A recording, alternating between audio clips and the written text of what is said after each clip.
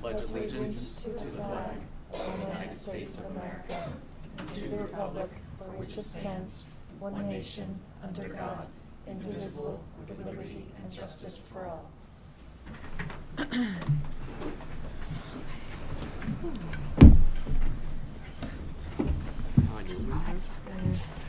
the school? Sorry. From the students? We have a new member? Just another SAC member for staff. We're going to start with the consent agenda tonight. Warrants were sent out. Minutes are in the packet. And just to acknowledge, it's listed under the consent agenda. We're not technically voting on it, but we're going to put it there. It's the acknowledgement of, based on our last executive session on the 17th, we have released executive session minutes from July. I feel your pain. Yeah. July just say 23rd, FY 2018. Yeah, fine. No, I'm going to say Okay. August 13th, 2018, March 11th, 2019, May 20th, 2019, June 10th, 2019, and June 14th, 2019, and 2 joint select board school committee executive sessions from April 7th, 2020 and May 5th, 2020. Motion to approve consent agenda. Second. Any questions or comments? Okay, all in favor of approving the consent agenda? 6-0, thank you. Next up, we have public comment. Anyone from the public? I don't think we have anybody from the public for public comment in the room. If there's anybody on Zoom who wants to make public comment, please raise your hand on Zoom and we will pull you in, and we'd love to hear from you. And we'll give that a second to see if that's going to happen.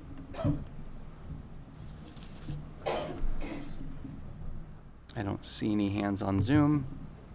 Nobody in the room, so we can go on to our informational updates. We'll start with superintendent update. Thank you. First, I want to congratulate 2 of our 8th graders who have been selected to participate in Project 351, which is something that we've been doing in Westford for a long time. It was an organization that was started by Governor Deval Patrick years ago, and it's for 8th graders specifically.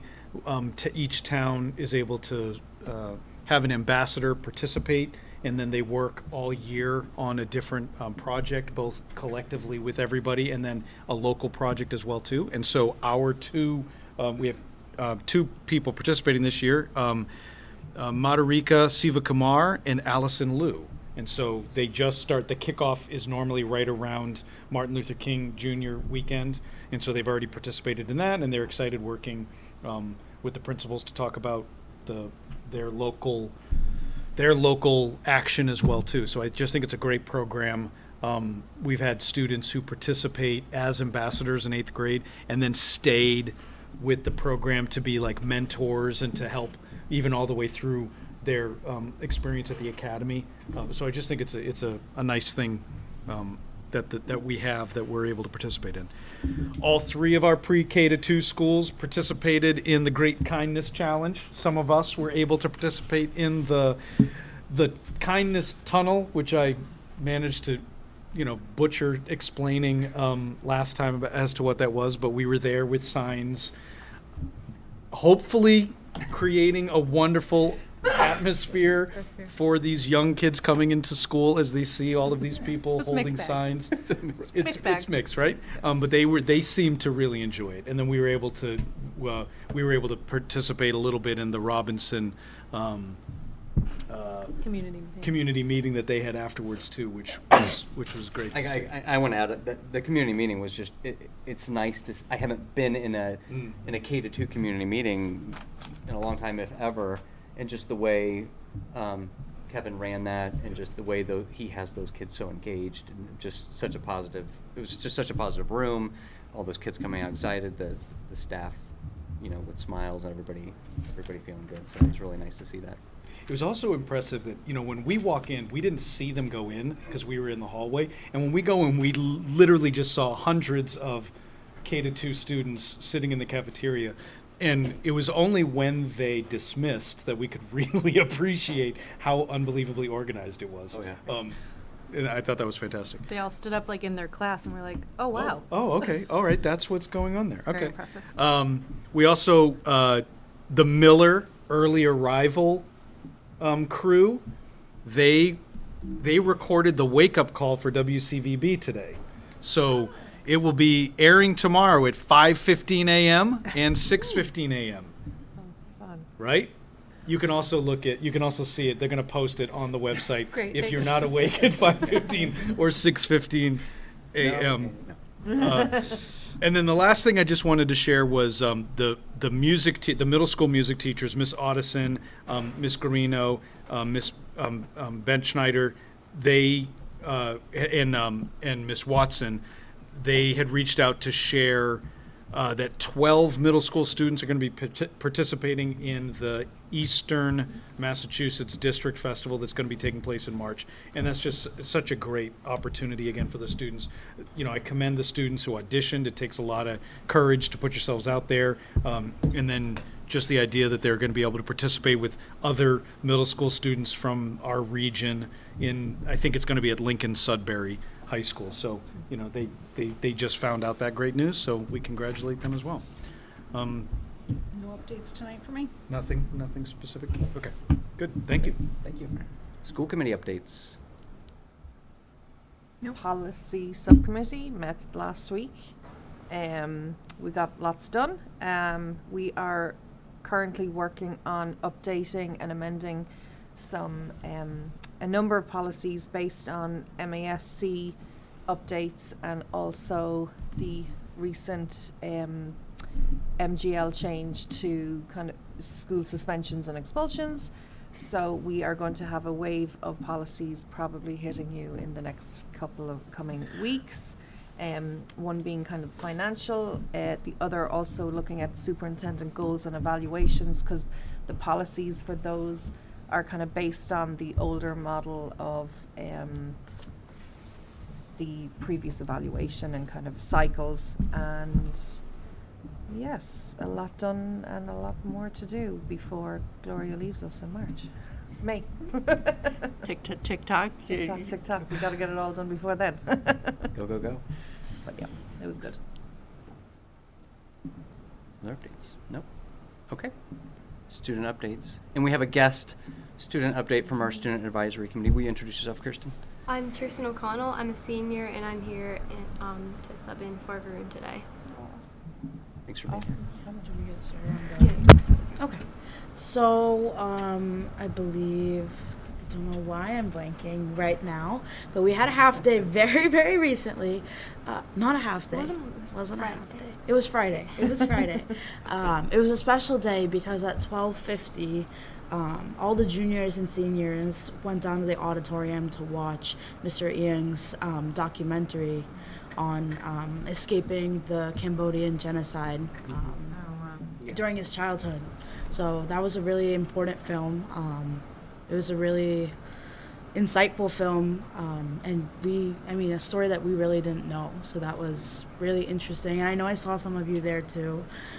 So that was a really good movie to watch. And then I think, I just want, for people who haven't seen it, I think it's at J.V. Fletcher Library. Is it? If I'm not mistaken. It's definitely at the WA library. Or at 'cause the they WA posted- library. They posted about it. Yeah. So for people who haven't seen it, it's worth checking Yeah. out. It's an hour film that he made a number of years ago, but it's really it's harrowing and touching and Yeah. interesting. And just to add that I thought the ADL student speakers did a great job connecting that film with how you can walk down a hallway and not know everyone's backstories and all the different forms of identity that can kind of be hidden and not invisible. So I thought it was very well done. And then, additionally, I did want to give out a reminder that Dr. Shannon Barbamingo and Mr. Antonelli are working together to host a forum that should be happening in the coming month. We don't have specific details about it yet, but it'll be like another forum that we had last year where we sort of open up a dialogue about racism in school and any just general things that students feel like they want to share. And then obviously we will have administration there, Dr. Chu, Dr. Cleary there to sort of answer some questions and respond to the students. And yeah, I mean, I know in this past week things have been a little bit all over the place. Last couple weeks with snow days, with days, different schedules. It's been very, very weird for the students. But in the next coming weeks, hopefully things will start to get back to the routine schedule. Yeah, and speaking of midterms, they're all over. I think a lot of the makeup blocks have passed, so I mean, it would be pretty difficult if somebody had to make them up now. A lot of the students are very relieved that they're over, especially seniors, so there's that. And then on Friday we had a dance, the winter semi-formal. I know a lot of students had a lot of fun. I think there were not as many people as the last dance, like the homecoming, but there was still a lot of people. And then on Saturday there was the Lunar New Year celebration. That was really fun. I was actually an MC for that, and we had the Chelmsford Chinese Language School come and perform. They're amazing, and we had some of our Mandarin classes sing and read poetry, and then in the cafeteria there were different stations for places around Westford advertising their businesses, and then the food was great too. Mm-hmm. Nice. Yeah, you were a good MC. So that's our update. Great. Thank you. Okay. And with that, we'd like to welcome SMMA. I realize this is the first time a lot of the committee has gotten to meet you folks, so I thought maybe we'd start with introductions for you, so we can get to know you a little, and we have your presentation. We can start on that right after. Yeah. Right to the, we had a slide set up for you. Oh, there you go. Is this being, did you screen share on Zoom by any chance? No. Okay, let me do that. Sorry. Go ahead. Well, my name is Rosemary Park, and I am an architect and project manager with SMMA. I'm Ben Williams. I'm a project architect for the master planning team, helping with the facilities assessment and contributing to the educational planning effort. And I'm Phil Poinelli. I'm an architect, principal in charge, serving really as the educational planner here. So that's our team.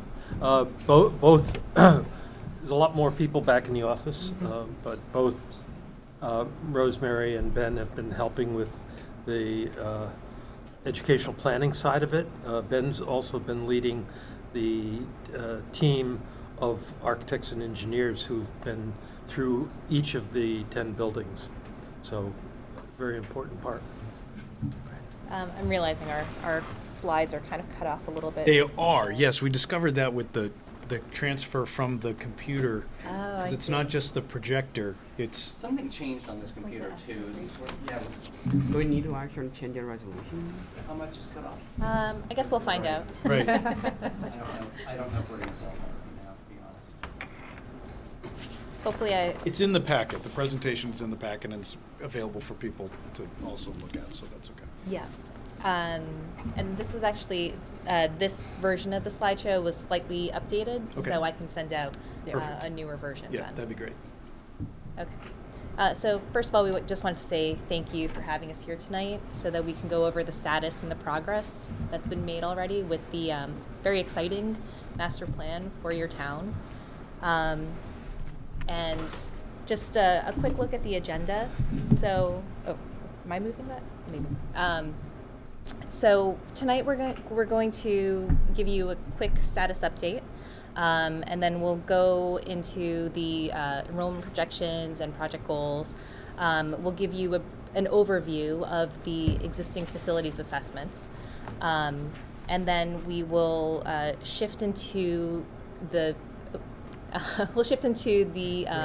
next steps Right. and any future and upcoming meetings necessary to complete the study. And we'll pause. No. Trying to make sure folks at home. Okay, that's just not. You cannot share screen? Sorry. Do you want to announce that those people? Yeah, who for watch on folks at YouTube? home, if you're watching on Zoom, apologies, we're not able to screen share right now this presentation, but it's in the packet.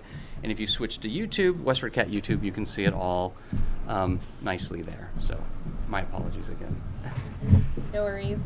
And so a quick overview of where we are and what's to come. So we have completed phase 1 of establishing the goals for the study and analyzing projections. We are putting the finishing touches on phase 2 of existing building conditions. We are partially through phase 3 of educational programming and master plan options. We are set to deliver a draft report on the study in March, and the final report in May, which you can't see there, but and you can see here that we have 3 community presentations that we've identified some potential opportunities for them, but this is, again, is something that we can discuss later on in the presentation. Thank you. So let's first talk about the enrollment projections, and this is a study done by NESDEC. This is one of the areas that they work in, typically for communities around the Commonwealth, and so they take it's a 9 or 10 page study, and they go back 10 years and they go forward 10 years, and so these are just a couple of components from the study itself. This is looking forward to to the year 20 school year 32-33, and they also then break it down by cohorts, and so we're looking at the second yellow column, K2, and then 3-5, 6-8, and 9-12. So those, your current school system, they do it by those groups by year. So in the lower right-hand corner, this is just a very quick analysis of that. We're looking at pre-K2 of the current year of 1,000. No, I'm sorry. The 10-year projection out of 1,059 students. The current number of students at 1,015. That's an increase of 44 students, but that's divided by 3 schools and divided by 4 grades.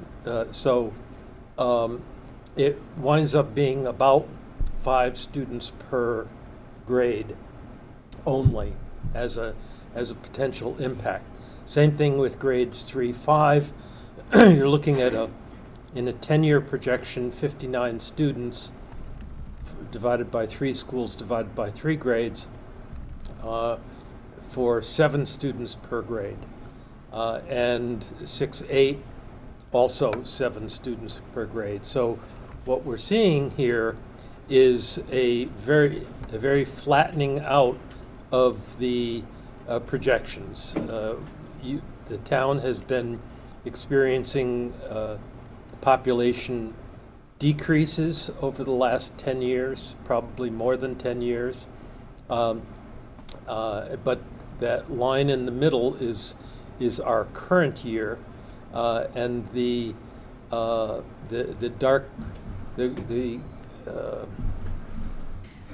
top line, the dark green line, is the elementary level line looking out 10 years. The next one is the high school, and the lowest one is the middle school. So I think when we first were brought on, we were of the expectation that because of your history of reductions in population, that might continue. But this study bears out the fact that you've basically hit close to the low end of where you're going to be. And so, and the high school, for example, when you look at high school projections 10 years out, all of the students are already born. So it's quite reliable. Sorry, I've got young ones at home, so you're talking about them in high school. And so when you get down into the elementary grades, there is a degree of projection based on births. But I've been working with NESDEC numbers for a very long time, and I've found them to be quite reliable. Do people have questions about population? So for the kids that were born, like high school, actually the projection is like it's almost flat. Yes. And then for the like K to 6, which some of the kids are not born yet, actually maybe like for K, even for K, they should be born, right? It's like Well, you can see here everything. The numbers in white, students are already enrolled in school, and the numbers in blue are based on the children who have been born, and the blue numbers are the projections. So you can see the lion's share of the numbers are in fact students either in school or have been born within the town. Yeah. So, and as NESDEC looks at this, they look at housing starts, they look at anticipated construction. So, they are taking into account what is anticipated. Again, no one, if there's a huge development that comes into town, that's a different story. But also multi-family units generally don't produce that many children. So it's single-family homes. And so what's the projection for single-family homes? They're working off of trends.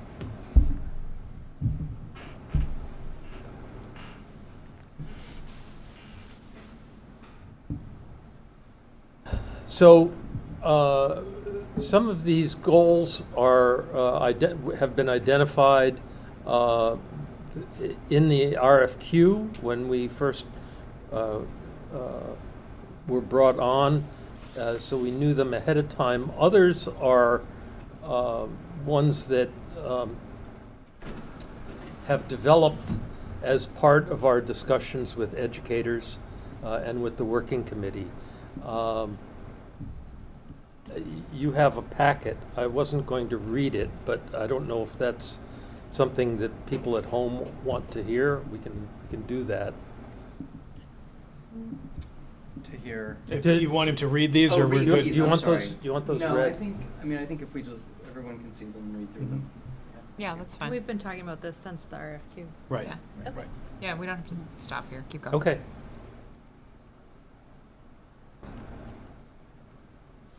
And so there's also some of the tasks that we've identified, that have been identified as part of the project as well. So critical maintenance items for the buildings, both the envelopes of the buildings, but also the engineering systems. So, and once we have those identified, we'll be able to work with you, the town, and identify a schedule under which those might take place. So it becomes a capital project schedule, and I believe the town already works off of a spreadsheet like this now.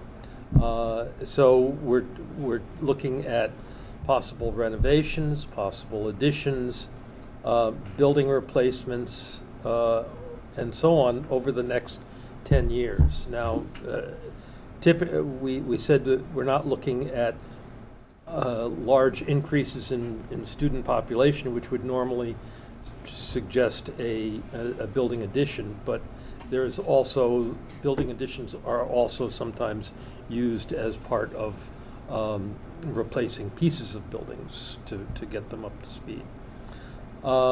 And nothing has been done in that regard. This is all the types of things that we will be doing. Conduct community meetings, and Rosemary identified 3 community meetings, and the last part of our discussion here this evening is going to be some thoughts on how we put that together. And then assisting, assuming you move forward, assisting with going for an SOI, statement of interest with the Massachusetts Building Authority. So before you move on, Phil, if I can just add one piece here, a new piece of information when we met recently with SMMA again to kind of talk about many of these things and to start looking about the community meetings. The current season, if you will, that the MSBA has established for their statements of interest, it ends this year on April 14th. And so based on the timeline that we were looking at, based on the information that we had, knowing that we weren't going to get the draft report until March and then the final report until May, I was under the assumption that we would be missing this cycle for a potential statement of interest. But in our conversation, one of the things that I learned was that there might actually be enough information for us based on the work that they've done, even with the draft report, for us to have a identified statement of interest before April 14th of this year. So I think that would be I was very happy to hear that, because missing a year in that cycle could delay any type of potential funding from MSBA. Because the statement of interest would be the first part, and then there would Exactly. be a greater proposal, so you Exactly. won't have to put as much in there. Exactly. Yeah, that's great. Exactly. Yeah. So I was really glad to hear that. So I think I want to make sure that that's all on your radar too. That this before April 14th, even before the final study and report is done, we could be working towards an SOI. Nice. And just to be clear that any number of building type projects could be funded under an MSBA. It's not necessarily, a new construction, or it'd be various replacements or renovations and things like that. So just so people are wondering what that might look like, Right. I think the answer is we don't know yet, but hopefully in a couple of months' time we'll have enough idea to submit that SOI. So And that goes through a process of developing the SOI and then being publicly voted. Right. The three individuals have to sign it. It's the chair of the school committee, the superintendent, and the town administrator. Right. So that you're showing the MSBA that different groups within the town are buying into the need to say, we need help. Right.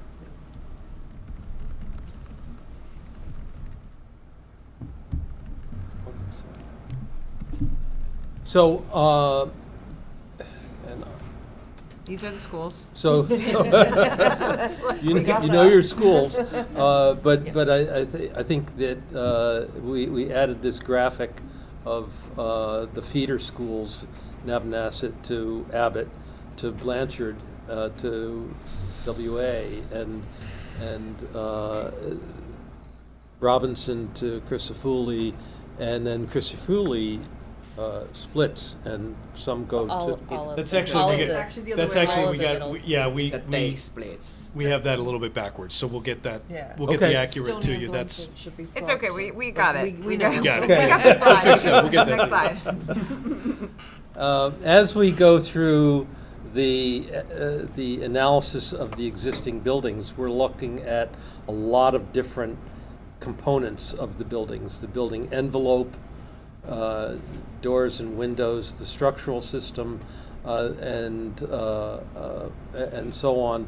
We had both civil engineer and landscape architect visit each of the schools, looking at pickup and drop-off and fields and play areas.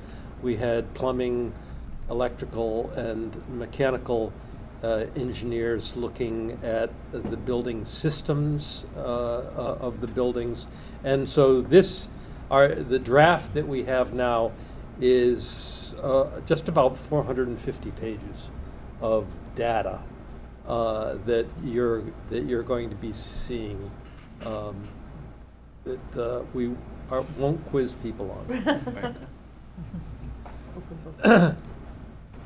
But part of what we're doing here as we go through the process is also looking at the buildings from an educational side and conformance with what alignment, let's say, not conformance, but alignment with what we call next generation learning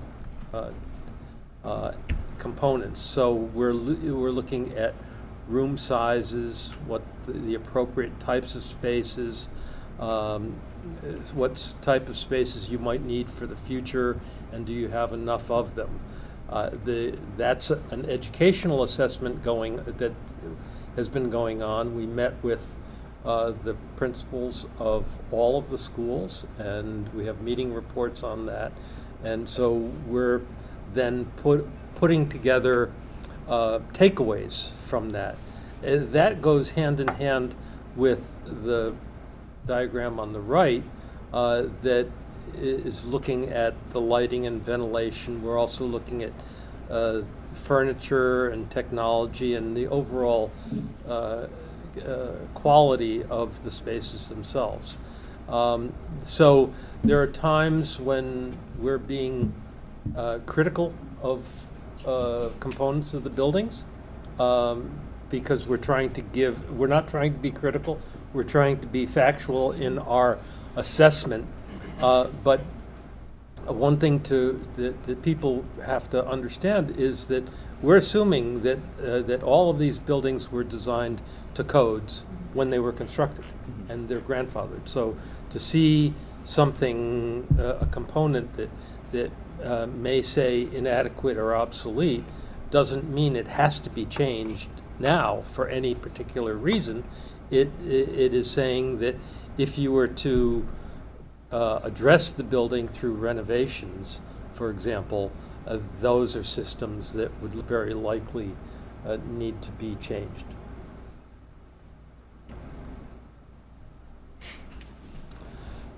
So these are some of the sort of takeaways from the buildings. These are narrowed down. So we've just taken one of them, the Day Elementary School, and it's a 59-year-old building. It was designed as a middle school and converted to an elementary school, and then an addition was added in '98.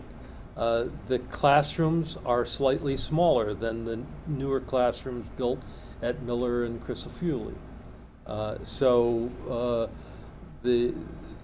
The three classrooms are undersized, but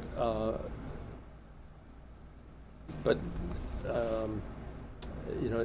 depends on the use of what those rooms are doing. And again, what we're doing is gauging this against the MSBA guidelines, and there's nothing that says that spaces have to be that large. It's just a guideline. Building elements of components of the building. The building is a welcoming and well-maintained and pleasant environment. We say the ventilation is adequate. It's using unit ventilators. It's not a system that we normally get put in these days, but is functioning and again, the buildings are well maintained. Lighting, both artificial and natural light, seem to be appropriate.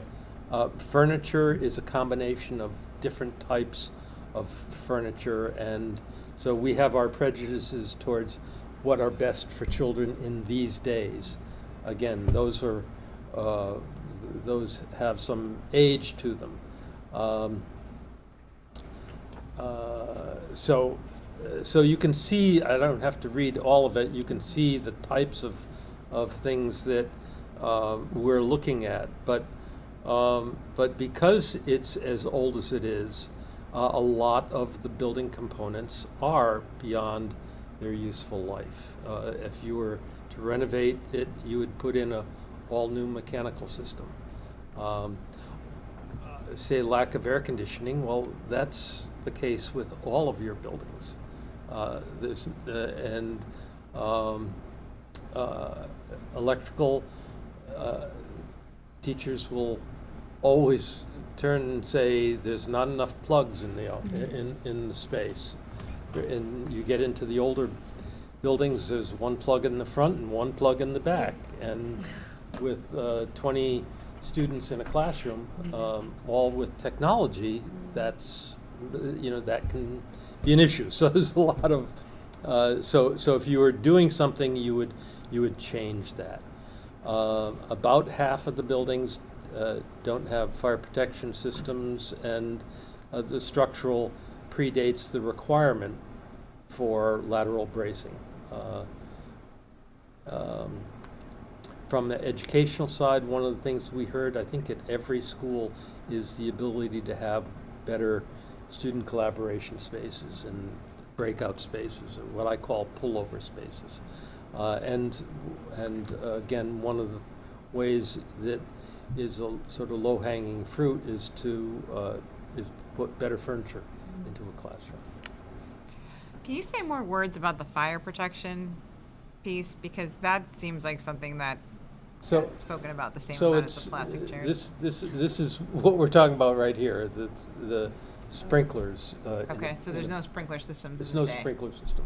Again, they weren't required, and when the building was built, there were other ways in which buildings were protected. So, for example, rooms needed two means of egress. Well, that was because you'd go out a door and go in that direction or that direction to be able to egress. Now, with sprinklers, egress has changed, and so it met the code then, and it was safe then. It's safe today, but today sprinkler systems are required. Required.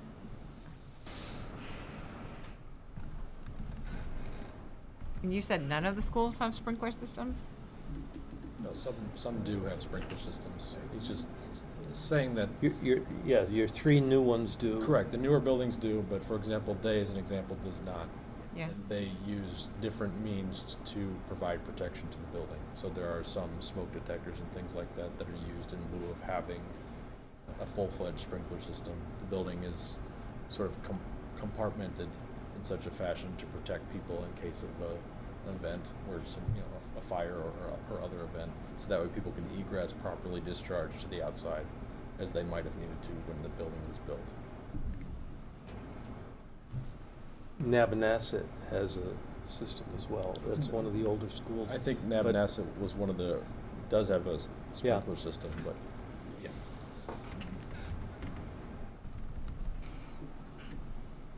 And so again, I'm hoping everybody understood that they're just using the day school as an example. Yeah. We'll have this type of information for all of the schools in the final. Yeah. I did understand. Thank you, though. Just in case you want to go back to So this is the class size. Day.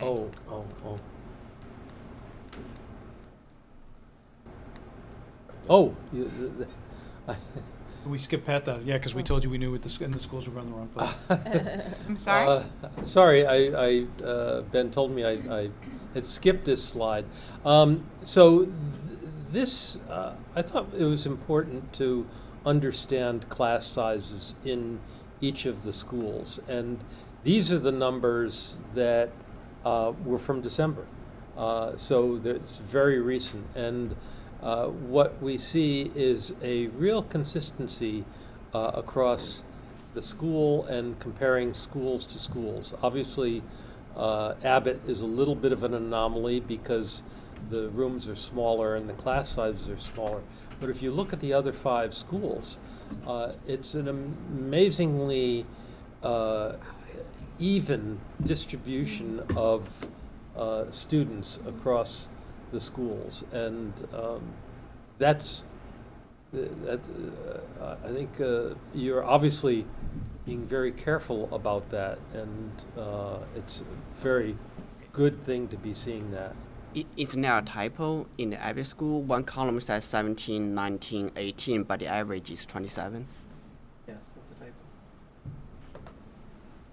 I'm sorry, I wasn't, The 27 is. The not- 27 is a typo, right? It's right here. Right. Oh, yeah.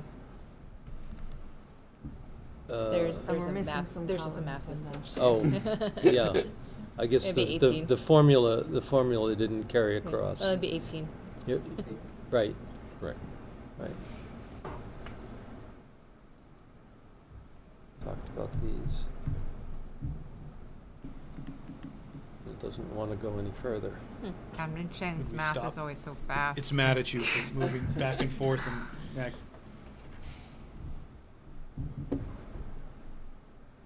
There we go. Okay, so, so again, staying with the day school,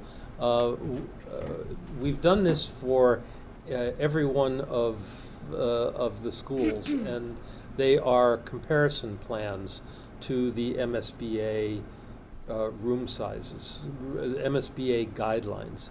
And so what you're looking at is in the rooms in gray are within 10% above and 20% below the MSBA guidelines. When it's red, it is greater than 20% below the guidelines.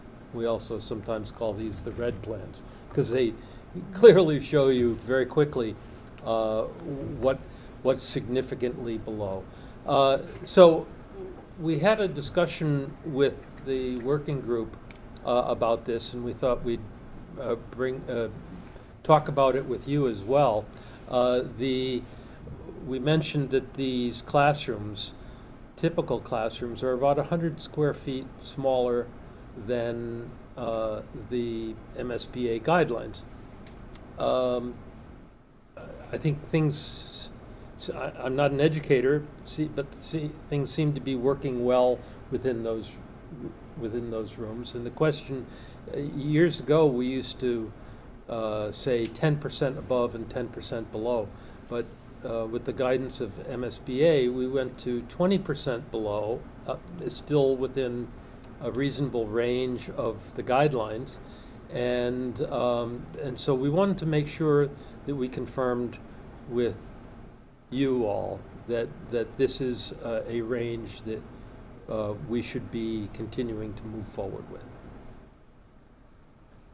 Right. It was something that we had kind of talked about together to say it's good that they've collected the numbers, and then it's a question of, as we are looking at all of the different buildings, and when we start to consider what we are looking at with our capital plan, we then can decide, okay, well, is that size difference acceptable to us, or is it not acceptable to us, based on whether or not we think it should be in the red category or the gray category. But the fact that they've given us that range, that then allows us to really look at it and say, okay, well, basically, yes, is it acceptable? You're saying the trigger can I- between the negative 20% Yes. is flexible. And I think, as you told us, you maybe before had done 10% as that threshold, 10% below. Right. And then based on the MSBA saying, well, actually 20%, that's good enough, or whatever you want to call it. But just for comparison, if it were 10%, we'd see a lot more red. Right. A lot of these are in the 10 to 20. Right. Exactly. So almost every classroom would be red In this case, almost every classroom would be red. Right. if we did the 10%. If you were to change the criteria for this exercise. Well, it's right. It's not necessarily changing the criteria because you've already established what the measurements were in the numbers. It's just what we thought was acceptable. Exactly. Right. But I Mari? think I have a follow-up question, which is, I think I would have an easier time just expressing an opinion about what's acceptable if I had a better sense of what the average is. Which is when you present us with all of these, then we'll get a sense of if a child is having the same or a similar experience at one school, and how do you compare that to another school, right? Like, Exactly. I think that a range is a range, and there's wiggle room in that range. But if I had a better sense of what is average across the board, because we don't want geography to determine whether or not something's equitable. And I think that's the exact point, right? Is that when we look at all of it, right? If we then see that, for example, the day school is all gray, but then their peers in other schools Have they're, more red. it's or it's they're all blue, or they're in. Yeah. Then we'd be like, okay, wait a second, does that make sense? Yeah, it's not Yeah. equitable. Yeah. That's and, what I think is. What we sent Right. you was just the day school. Yeah. We do have slides in this deck that show the first floor of each of the elementaries. So we can quickly go through those if you'd like at the end, just to have a sense of that. But we didn't want to focus on too much And I detail. don't want to for divert from tonight. your presentation. I No, just that's wanted fine. to say, like, Yep. this is Fine. like, I think it's good. And we will have it in all of in the draft report as well, all of the plans.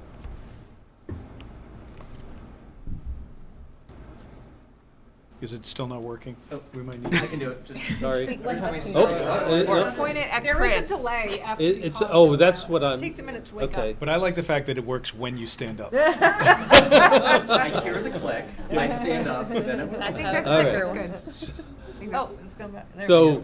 So this is the methodology, and what it's doing is it's showing you how what the 10% would mean, and what the 20% would mean. So an MSBA guideline is for an elementary classroom is 950. When you go 20% low, it can go as low as 760. If you were to go 10% low, it would turn red at 855. At the moment, it's turning red at 760. And as an architect, it took me quite a while to understand square footage. So I understand that the average person might not, when I say a 950 square foot classroom, what does that mean? It's So in my business, someone would tell us what size this room is, and then we can all get a visual. yeah. This is and- probably and this is 1,200. this is Had 9 ceiling tiles. this is a little over 900, I would guess. It's impressive. I can't do that. We'll get that for you. We'll get that for you in a minute. And so this is just completing the day school. Again, this is the that's the first floor of day, and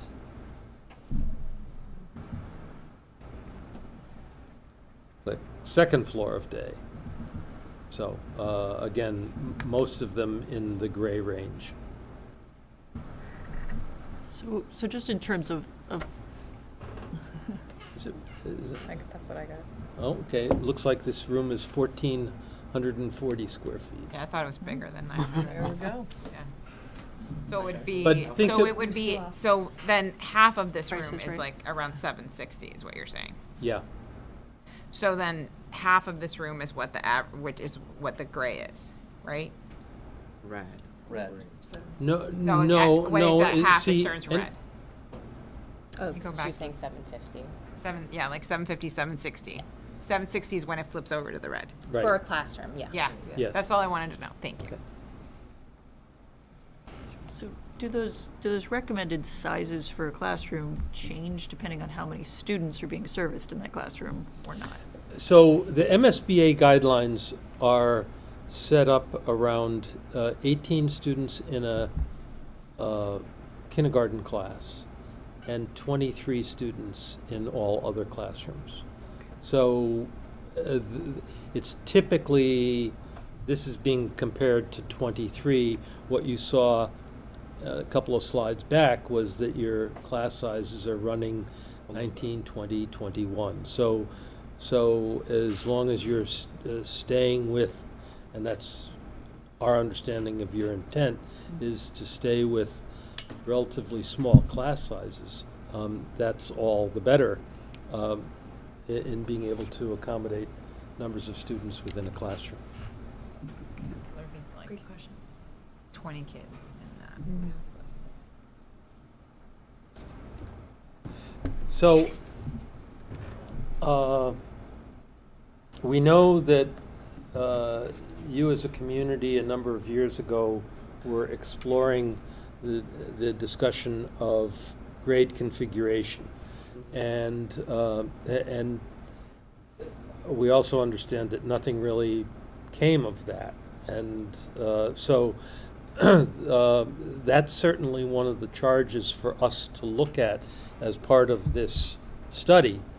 And so what we thought we would do is for the first community presentation, hopefully in the next couple of weeks, if possible, is to really focus on the elementaries and have a discussion about how people feel. What we'll do, we can decide whether or not people want to see this again. I think if you have it available on YouTube, it's probably better to encourage people to go there and watch it rather than and listen to it. And if they have questions about it, entertain those questions. But otherwise, really try and turn this into a listening session for of the community. So I think on that note, we've been talking with WEPTO, our elementary PTO group that is the umbrella group for all of our PTOs, and we're actually, I think in that conversation that we just had with them the other day, early March, like the first week of March would probably be more ideal in terms of people's schedules, because that's like a lull in our sports season and parents going multiple places for.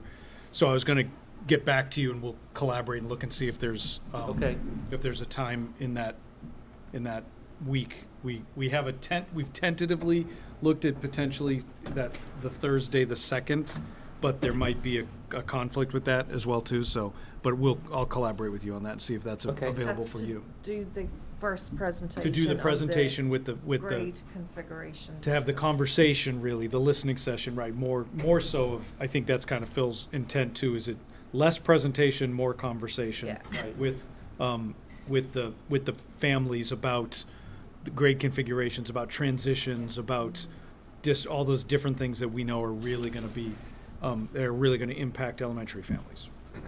Is WEPTO the host or the attendees? So, well, both. But we're talking with Jamie Holmes, the president, about sponsoring it to try to get, spread the word and to so encourage. It's still open. It's absolutely be Okay. open. Okay. Yeah, Got it. Thanks. But that's clearly a listening session, and to kind of gather information and thoughts from families within Westford. Regardless of that information you gather, would you potentially still make a recommendation based on your expertise of what you would see as a better option, when we move up to the overall plan, or would it be just based on, well, this is what you want as a community, so therefore we're going with this, as opposed to saying, well, based on all the other information and our experience, we actually think you should do this option? Or do we get? I think it's a hybrid. It's a hybrid. Because we want to hear. Right, they want to hear, and so for example, they've sort of already started that even with the building tours, right? Yeah. They're looking at the infrastructure. Yeah. There's no question about what the engineers are looking at when they look at the infrastructure, but they've had really thoughtful conversations with the principals, and when they've been able to kind of chat with some teachers about just what is the educational programming and what is even the sort of the wishes, because that could be a little bit different here than in another community. So I think it'd be the same thing, where listening to that information, collecting that information, sharing that back out with us, but then also, they also know the research as to, class sizes and different aspects like that they would share with us. The only thing that I would say too is it's great that you're starting with WEPTO and they're a terrific organization. This is something that the broader community might also want to participate in. Well, we want to think about advertising it in that way too, and making sure that we use whatever tools we have to making sure that other people know about it. Not that they are welcome, but to also make an effort to reach out. Which is actually the reason why we decided to not do it at a WEPTO meeting. Yeah. Because that was one of the things I had initially thought, well, that might be easier because then people already have a commitment, but even in talking with them, it was like, well, no, let's do it as a separate event. And yes, let's make sure that everybody knows that everybody's welcome. Yeah, but how we advertise it I and get think the the word out. attendance at that would be pretty high. I would Right. be very surprised. I do think it's important that we also just remind people that the focus is going to be on the elementary conversations. Right. Right. I think we'd also want to make sure we So- reach out to CPAC, because so many special education families, their needs start preschool, pre-K. They're already kind of involved in our school system even before their kids hit kindergarten. Right. So, so that's really the focus of this first community discussion. The second, and you know, maybe we should change this to community discussions rather than presentations. But we then want to follow with some options that we develop, and we've already been thinking about what that might take the form of, but to suggest anything without talking to the community is, you know, bringing in the consultant to tell you what you should be doing, and it's your school system. So no, we shouldn't be. We can be advising you, but we shouldn't be telling you. And then again, arriving with this group, with the working group, at what is thought to be the best master plan option, and have that discussion to move forward with. So, so we've talked about community presentation, master plan options. We'll also be developing that 10-year capital plan of of what might break in the future and when that might be addressed. And once we get to, you know, every one of these things are going to have costs associated with them. And so we'll have a professional estimator put order of magnitude costs on each of the options. So what we're thinking is that we work with, I'm going to go to the next slide. Is anyone familiar with Mentimeter? You are, okay. Yeah, I know what that So is. it's software.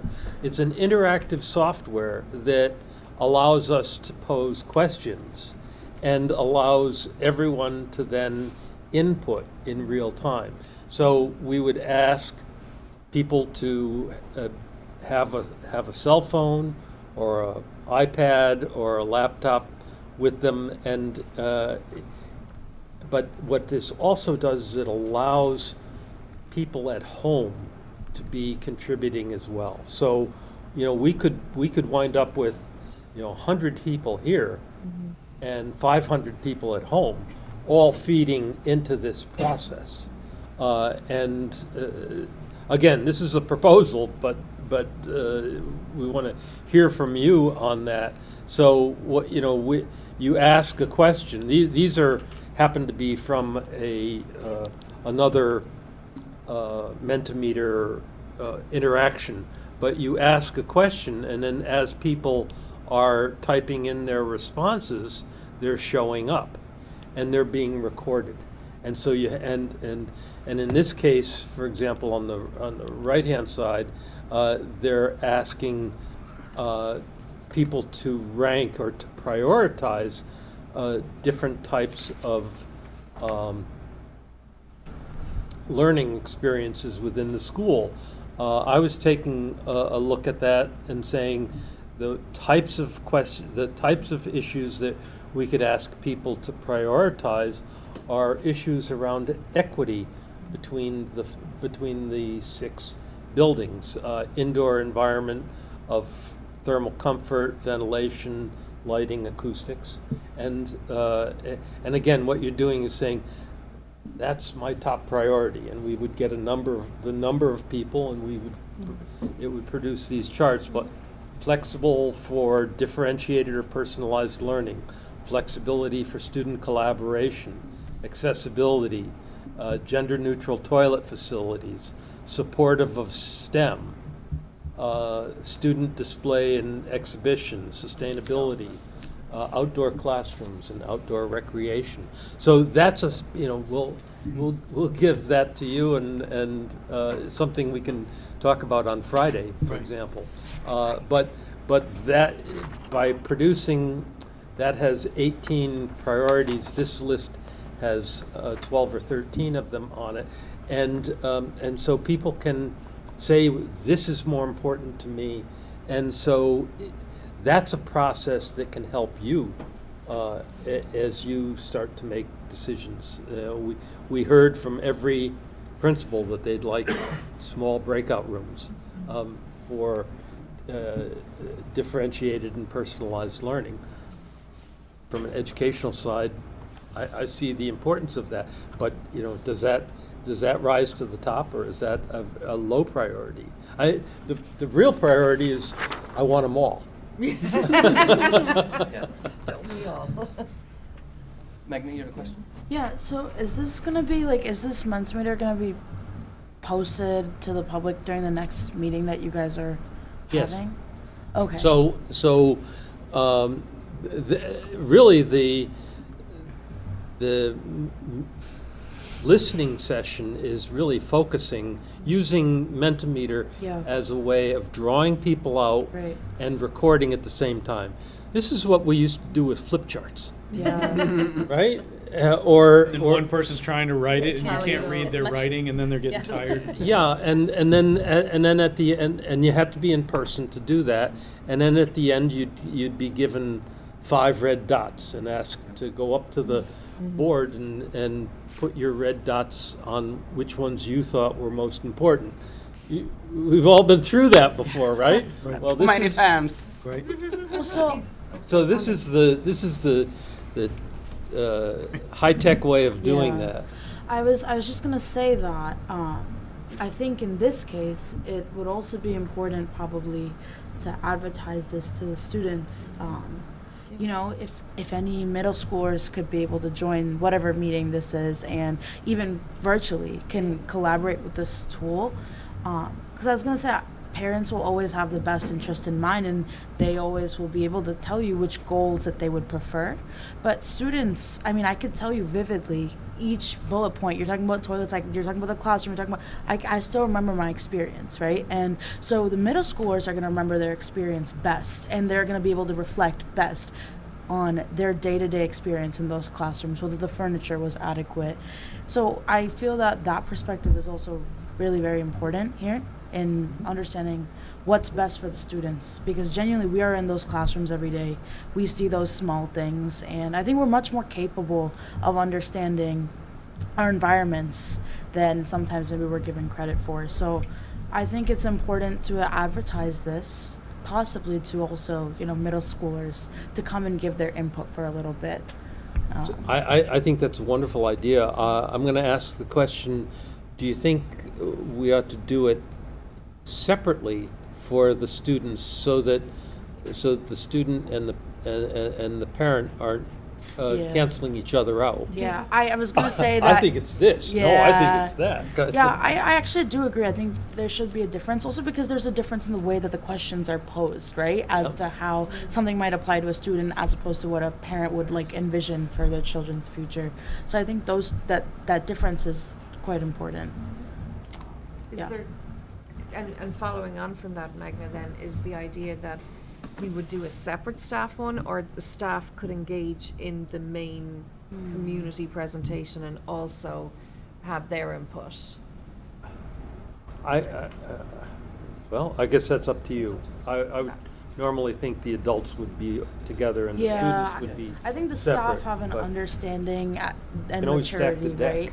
That They work in the classrooms. Right. How a teacher likes to teach and use Yeah. the room. It's Right.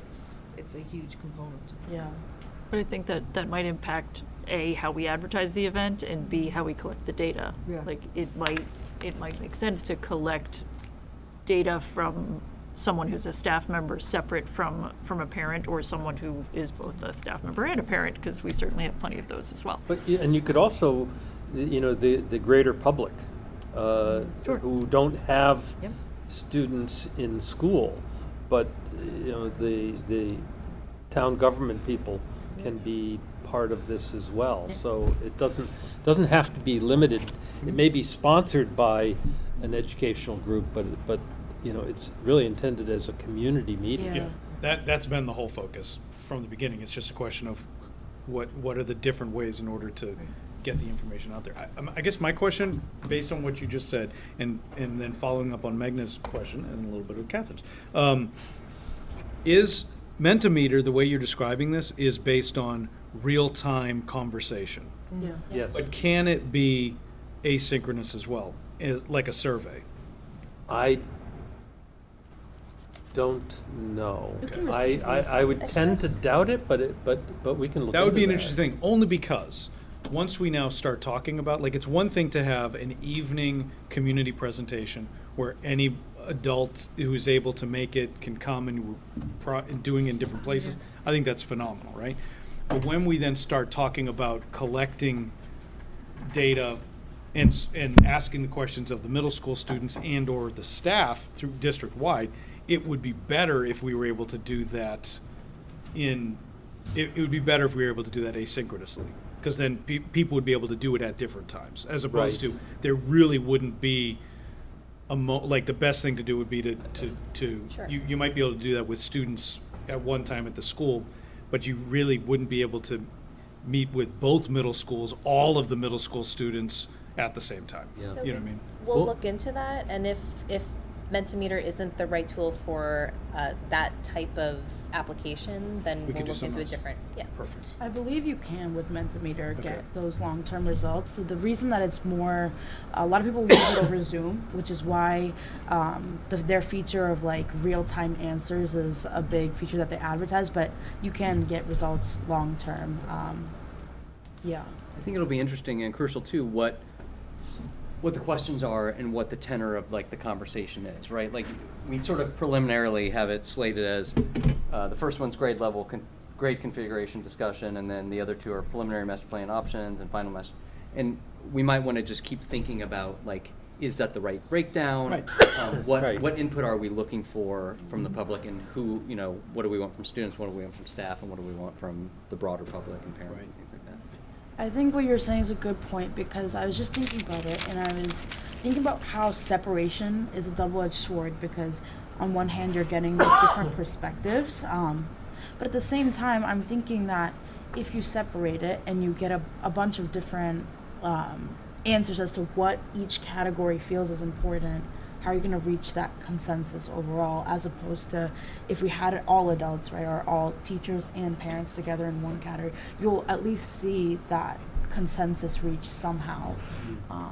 So I was just thinking about that. I think, well, I don't necessarily think about this as a vote. I think this is guidance for this committee.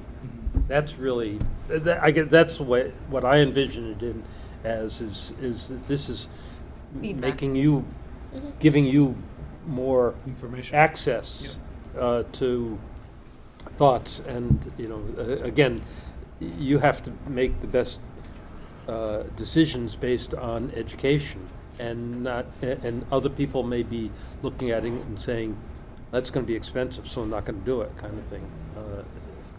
And to your point, Magna, too, like some of the questions might not be transferable, right, between Yeah. groups, but some of them there might be things when you're talking about priorities Right. that would be, but then there would be other things that you really would want to get the students' input on this thing, Yeah. because that is actually, they have the best perspective for that, whereas you want to get the teachers' input on this specific thing because they're the target audience there, and then Right. and then all of the other adults throughout the community for something else. And some things will cross all three groups, and some things might not.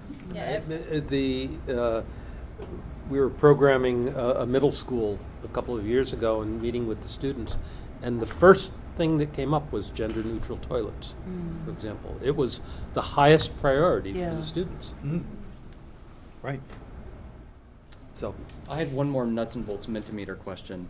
Can it, because when you think Does about. it work with Airtable? Good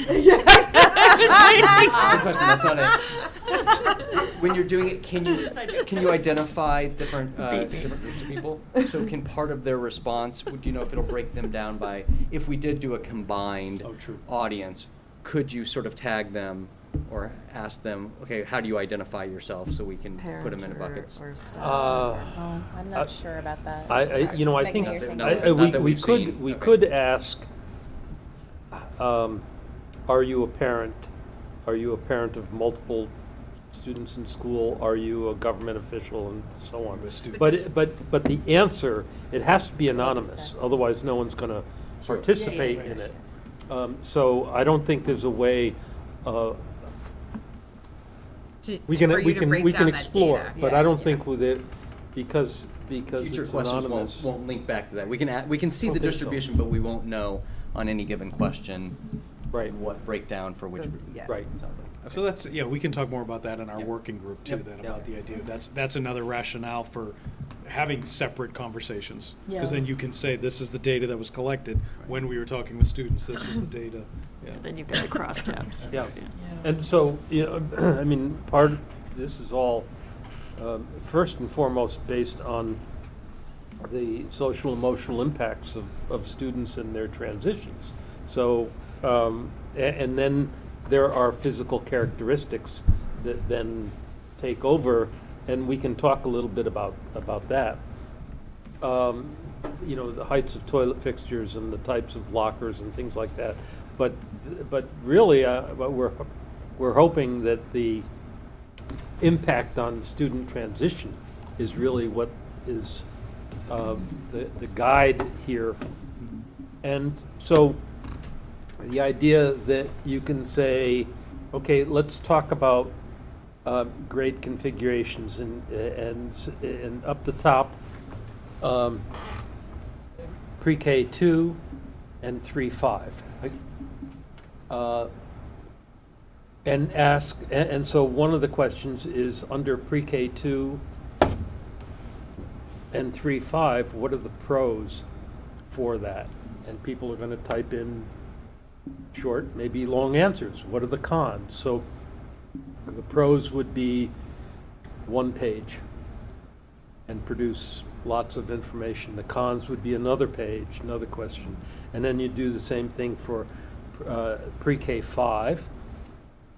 And then we could, if you wanted to, we could go into a split of early childhood, pre-K K, and a 1-5.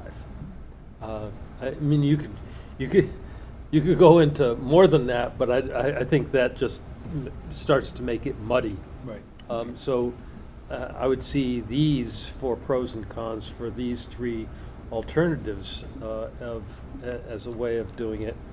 And oh, there we go. So in the Mentimeter, there's your pros and cons of each of these grade configurations, and then you could simply have a vote for your preference. And so.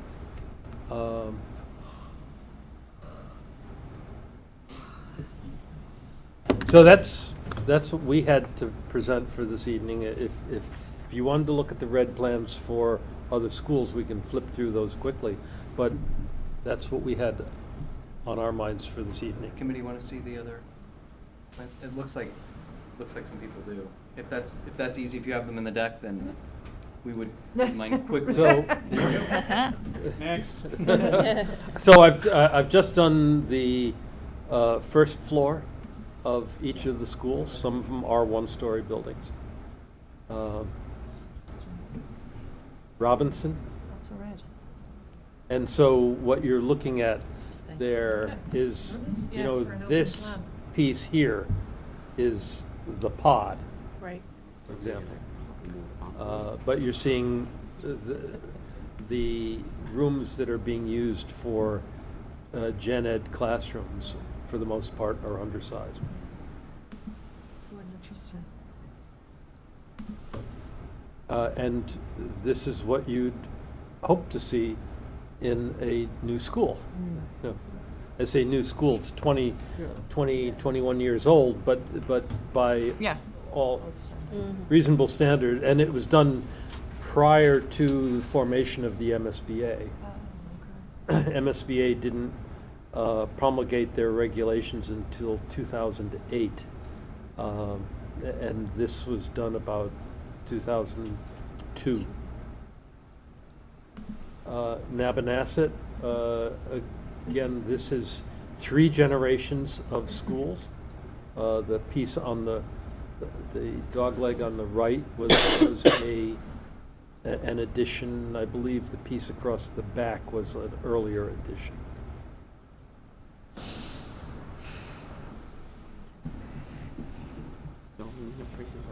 And Miller.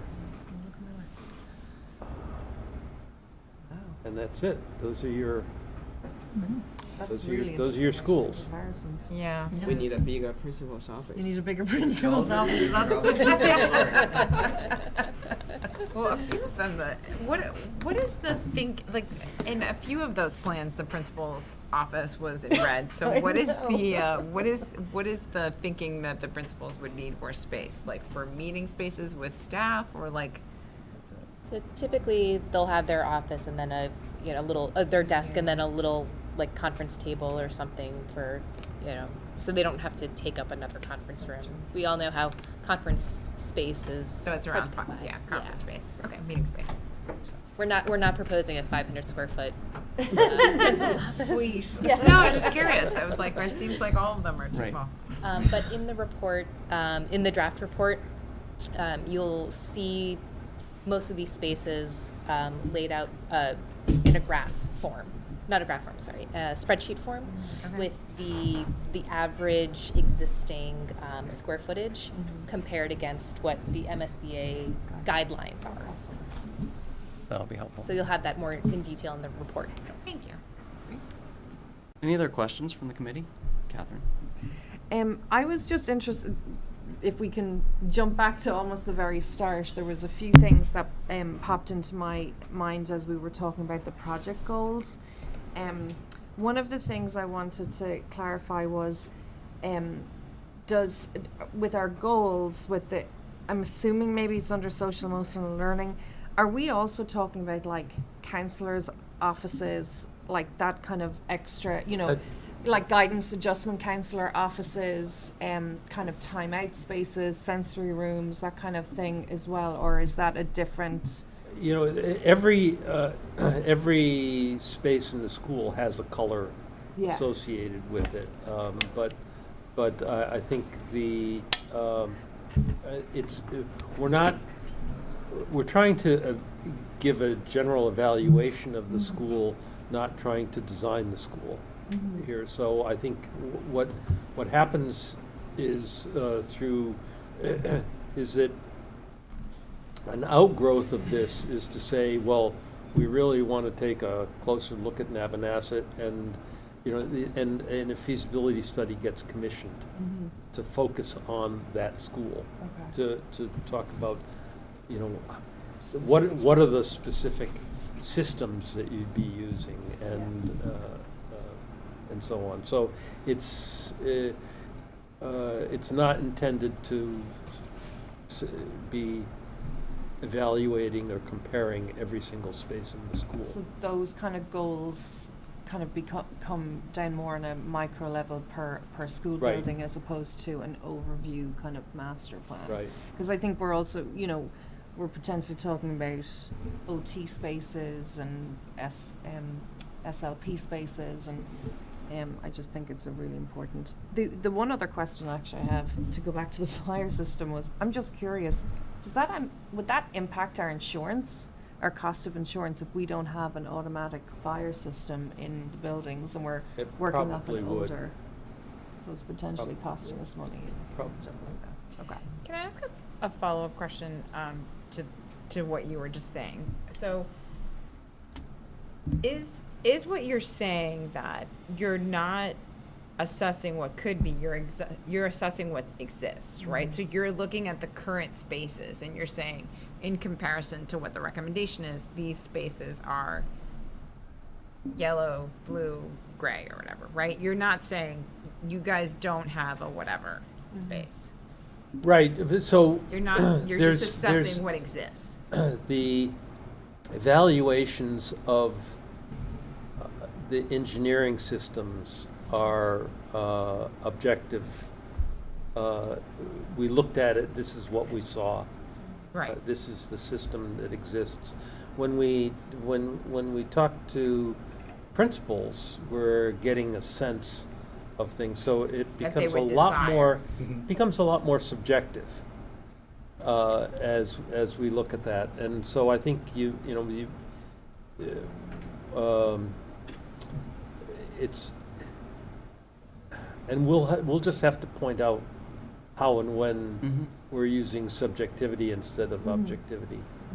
Right, but I think to Catherine's point, if those spaces don't currently exist, you would only include them in the report if people that you interviewed said, oh, we really could use X space. I think it would depend. If it was something that Yeah, if it's not there. the it's not in there. MSBA guidelines would potentially have Yeah. listed, but it was not a space that you had in one of your schools. Again, that comparison chart that will be in the reports, you would be able to see that. That it'd be listed, the MSBA guidelines suggest this, but you actually don't have one of these spaces. So they're not. I don't think that there was anything that sort of stood out to us. I was conducted every one of the interviews, and nothing sort of really jumped off the page. So, on a micro level, should there be 3 counselors' offices instead of 2 counselors' offices? That kind of thing we didn't get into. Yeah. And Yeah, is no, I that get, something- that's what I'm clarifying. That's yeah. something we would have to, as a group, kind of choose as a goal specifically to look at, or do you kind of make those recommendations, not just in then the council offices, but you know what you could really do with a bigger space for a proper established OT space. And the reason why I bring this up is that there's ongoing discussion I'm hearing more and more, and I know there's also a report recently done talking about how schools have to potentially start thinking of themselves as the one of the front line or front door or first step in behavioral health needs for students, and the potentially what's coming 10, 15 years down the line, depending on where we're at with COVID. So I think I'm hoping we can be very cognizant as we go through this process, not just of what is the classroom needs, but what do our students need in terms of services.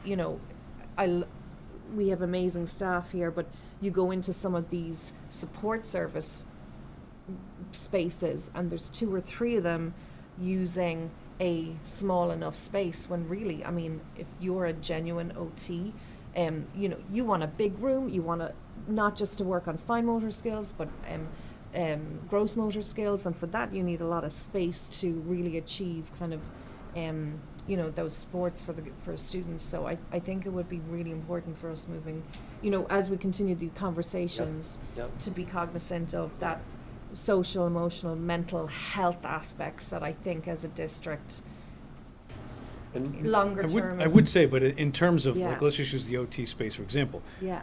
The MSBA, and Rosemary's kind of speaking to this, the MSBA does have very specific guidelines as to all those spaces. Yeah, Right? yeah. And so I think I think we will be getting that Awesome. information, right? We Okay. will be able to see, okay, wait a second, the space that we've designated for OT, right, might fall into this certain category as to whether it was red or gray if it was a classroom, but being used for this space, I think there are guidelines, whether it's, even if it's not from the MSBA, it would still be, those still exist for us. So we can still be looking at that. And every community is different. So when it comes to, for example, special education, there are very, very, very general guidelines that come out of the MSBA, and when we're designing a new school, it always goes over that because of the community needs. But it, it has everything to do with what sub-separates, for example, sub-separate programs you're offering, or at what point in severity does a child go to a collaborative rather than stay in-house? And those are not architectural questions. Those are really educational and social service questions that really have to start with you and the educators. We have sent our meeting reports around to each of the people with whom we interviewed for their review. So they've had we've had some come back and say, we really, change this, please change this, please change that. In one school, there was a wish list that came along with it, and what we've said is we'll find a way of incorporating a wish list, but not as part of a meeting report because it wasn't part of the meeting.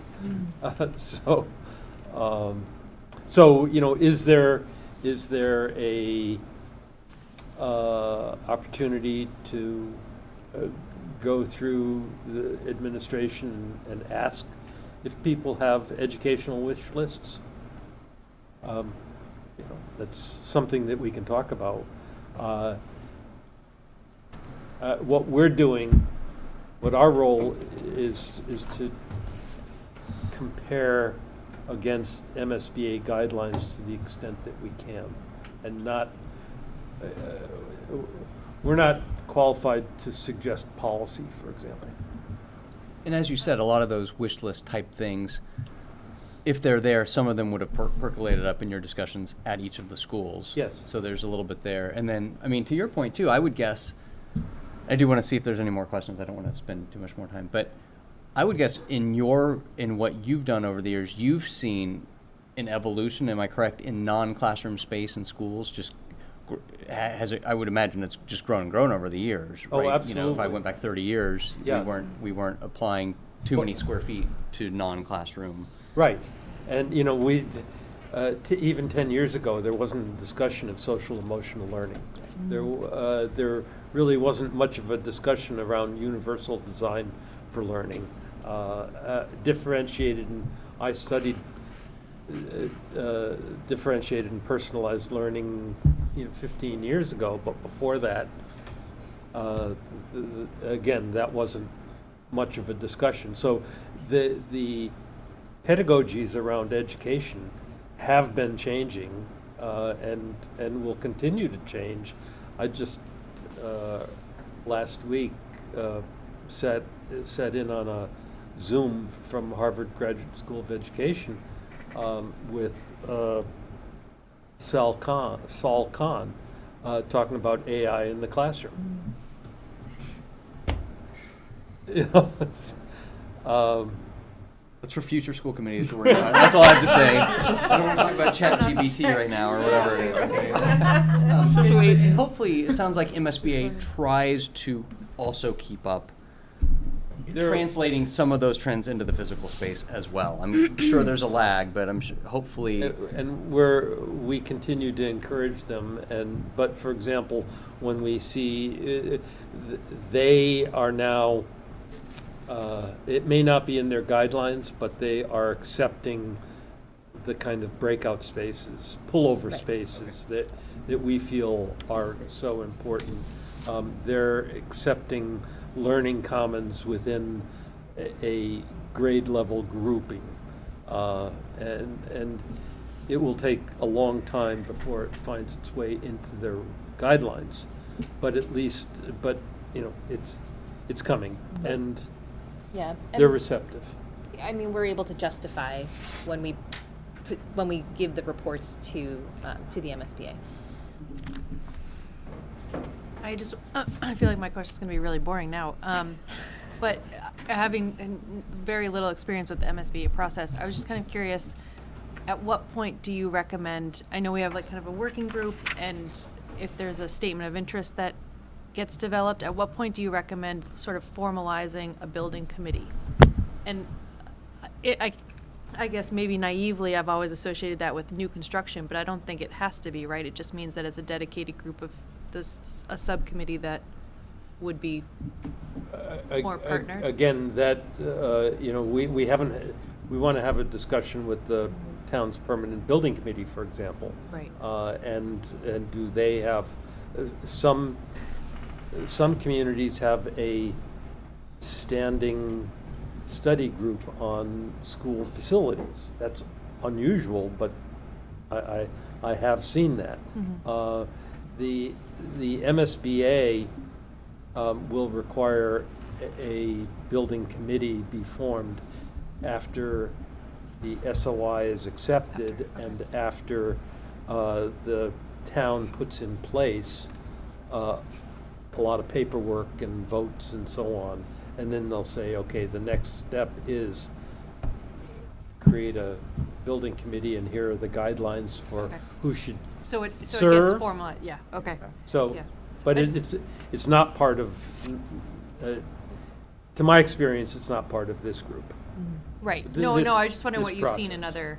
other communities, and I'm just aware that, like, we don't have a school committee member on our permanent building committee, so that's why I'm trying to pay attention to at what point that would happen. Thank you. Other questions? Committee? Kirsten? I was just wondering, when you have the data of opinions from students and from adults like the staff and teachers, which opinion do you value more? So in a scenario that, say, the students' first priority is sustainability, and then the adults' last priority is sustainability, Right. how would you deal with that situation? Would you? It's Dr. Chu. Well, who's old enough to vote? Let's see. No, I'm just kidding. I mean, I think it's a good I think question. it's hard to say. Yeah, It really I is think hard you to look say. at about both, balance, and you isn't try to it? you try to see where do the different priorities meet, and what are the things we agree on. What are the things, I think this conversation was good. What are the things that in 20 years we wish we had prioritized differently Right. because of the way the trends are going? You know, like sustainability, which some people might not have as much forward-looking vision on that. When you'll look back and be like, oh, we could have saved a lot of money if we had, And trying to understand the context in which the priorities were established, right? To then figure out, okay, all things might not be equal. But you look at all of that, and I think the most important thing is that you do make it clear how in which you are listening, right? Because you don't want to ask for people's input and then ignore it. So it's then a question of how now if there's conflicting things, because again, like they had said, it's not a vote, right? But I think, you ask a wonderful question, because there are different priorities in different generations. And so then how do you reconcile that, I think also, at least when it comes to sustainability, to Chris, your point, is, okay, some generations may view sustainability as something expensive, but if you show them that it actually saves you money over time, and that this is your ROI and how many years it takes to get there, then that's a way to sort of kind of bridge the divide a little bit. So I've seen communities do things like that and really get everyone on board. And what we can do is send along Data. our initial list of discussion points, but I'd encourage you to engage our students in Yeah. developing what should be on the list from their perspective.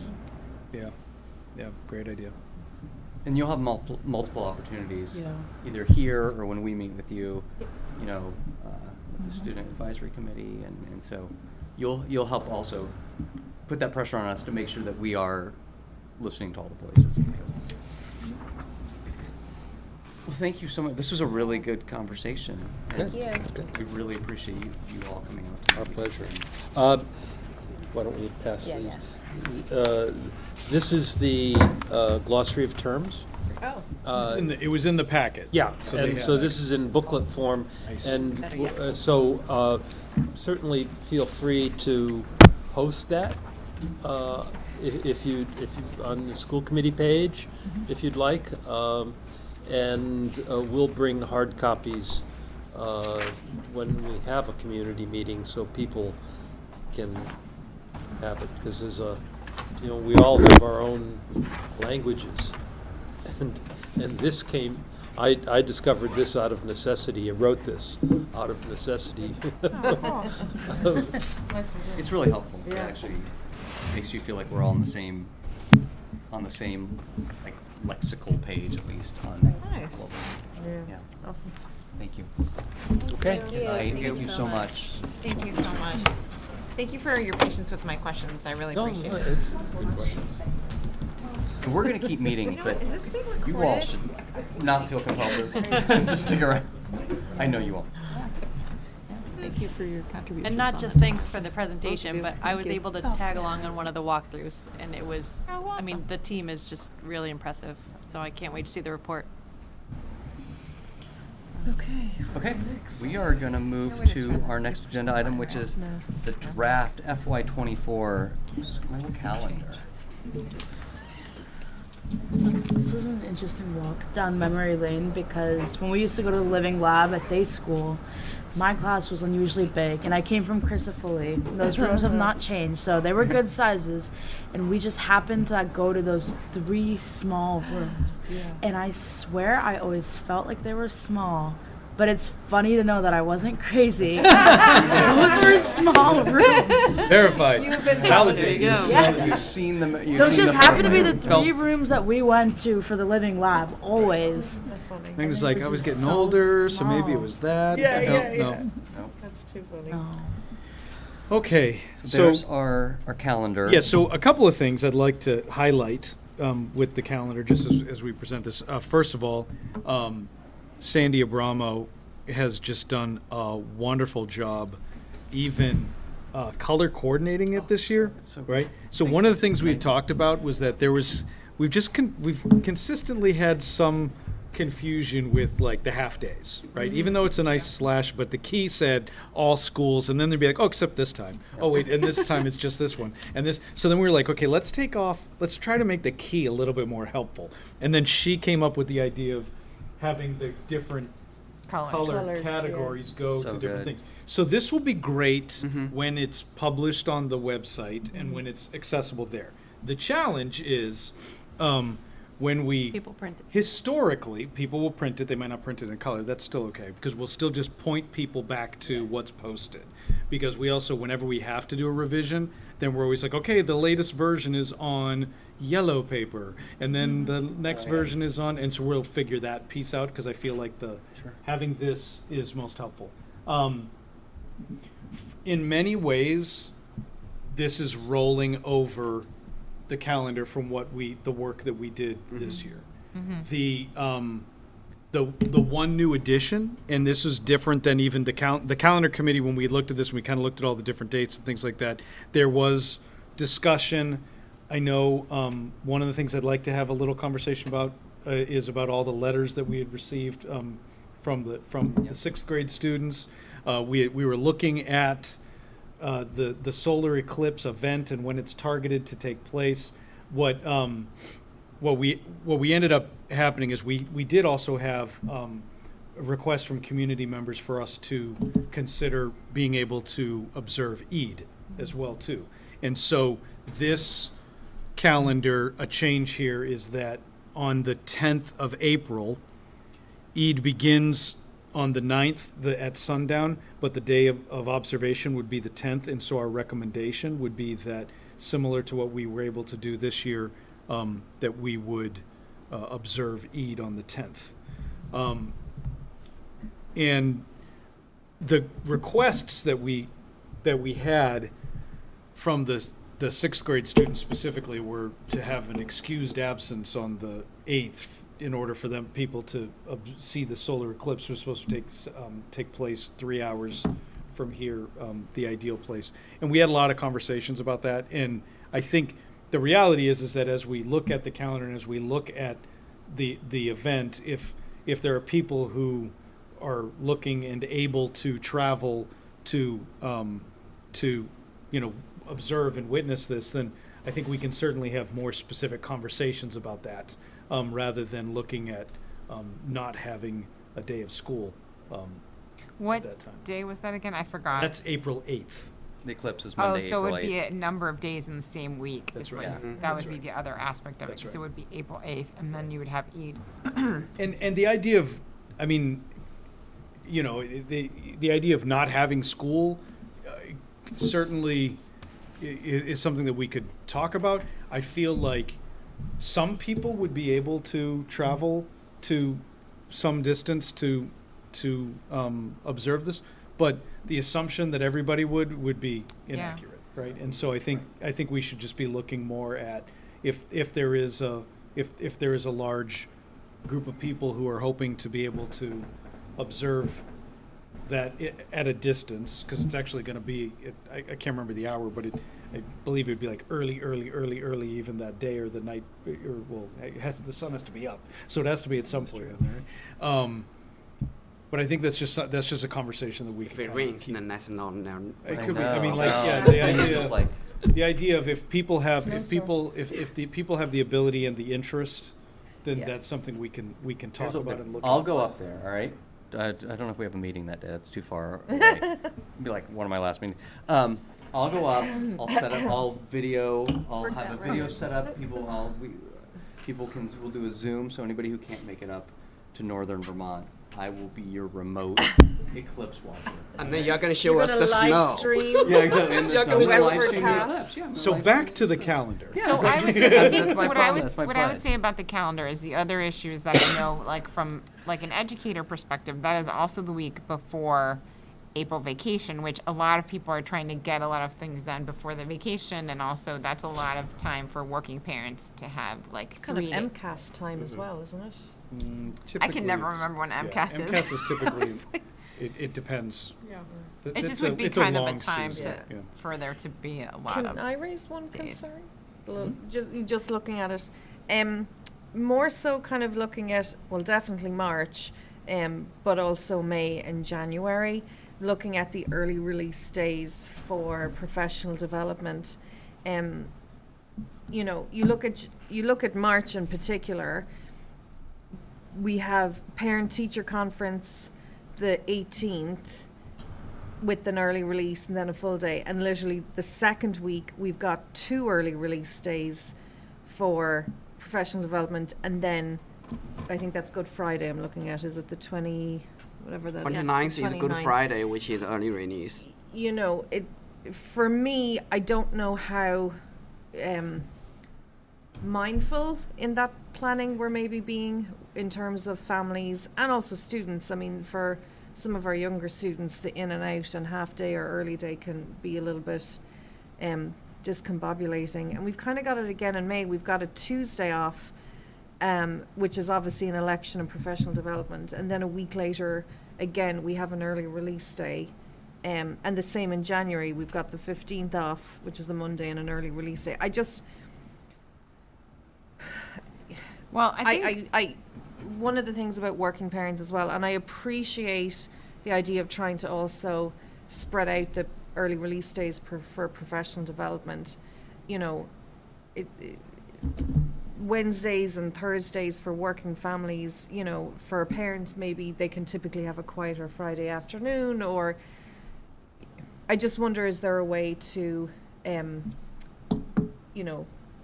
merge them, or even potentially look at saying, okay, well, instead of doing 2 half-day professional developments, why don't we do 1 extra full-day professional development and tag it on to a holiday weekend or something, so that if families are away, they're traveling, but we can still do our, kind of like, we do with when we come back in August. I just think it looks a little like maybe it warrants a little bit of a closer, Can I take your question and then just frame it with another question, which is, how does this compare with years past? This is consistent with years past. So we typically have 4 to 5, depending on the year, early release days for professional development. So this is par for the course. They can certainly be adjusted in terms of which weeks. We did try to spread them out because when we're working on new initiatives, we want those frequent check-ins. We don't want to just put them all together and to spread out.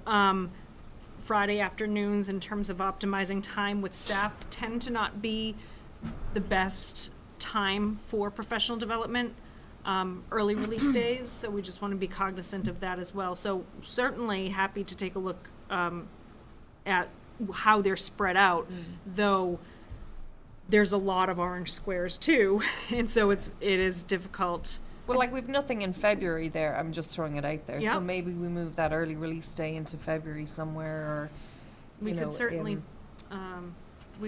do that. And then we were trying to stay away from February's the school weeks vacation because week. it's school vacation, because some parents have to find care for an entire week. But happy to make adjustments if that's the will of the committee. I mean, I understand, if we're going to just focus in on March, I understand that those are the days for parent conferences, right? Like you want them at that point in the year because you want to check in with folks. And then you have the half day for Good Friday, so it just seems like you all are trying to put the early release days. I'm sorry, my daughter when she was little used to say early Larice, and so I almost said, we used to say that anyway. So if you're going to move that to another month, February has school vacation week, so it's just. Well, is it another option that you do something like you actually give all students Good Friday off, but the teachers work Friday morning, because they'd be in anyway. I know, so. So we would have to then tack that day onto the end, of the year. Though then that would exceed the amount of work days for teachers, because now they would be adding a day to their school year. No, because they're already in that morning on Good Friday. Right, but if you're saying no students, You'd have then to they'd make have up a that work day. day and would have to make up Yeah. a We have student day. Sorry, Last yeah. day will be Yeah. 25th Yeah. of June. Yeah. Right, so that's the. Which would be the issue with snow days. Which would also be At the the issue with moment, we're combining finishing and, the yeah. 14th. If we did an additional full day of professional development, we would just need to we would need to move the student day to the end of the year as well, too. That's in that same vein, yeah. I'm also okay with that. Why do But we the have- issue would be can't with it would staff. exceed the amount of days No, I get that, for staff Yeah. if we did. Why that. why do we have? Oh, it probably says it on the calendar. I'll read the calendar and not ask a silly question. Yes. I'm sorry. Oh, Go ahead. okay. I know last year it felt like really great momentum, right, to add Yom Kippur and Diwali, and we had really great conversations about that.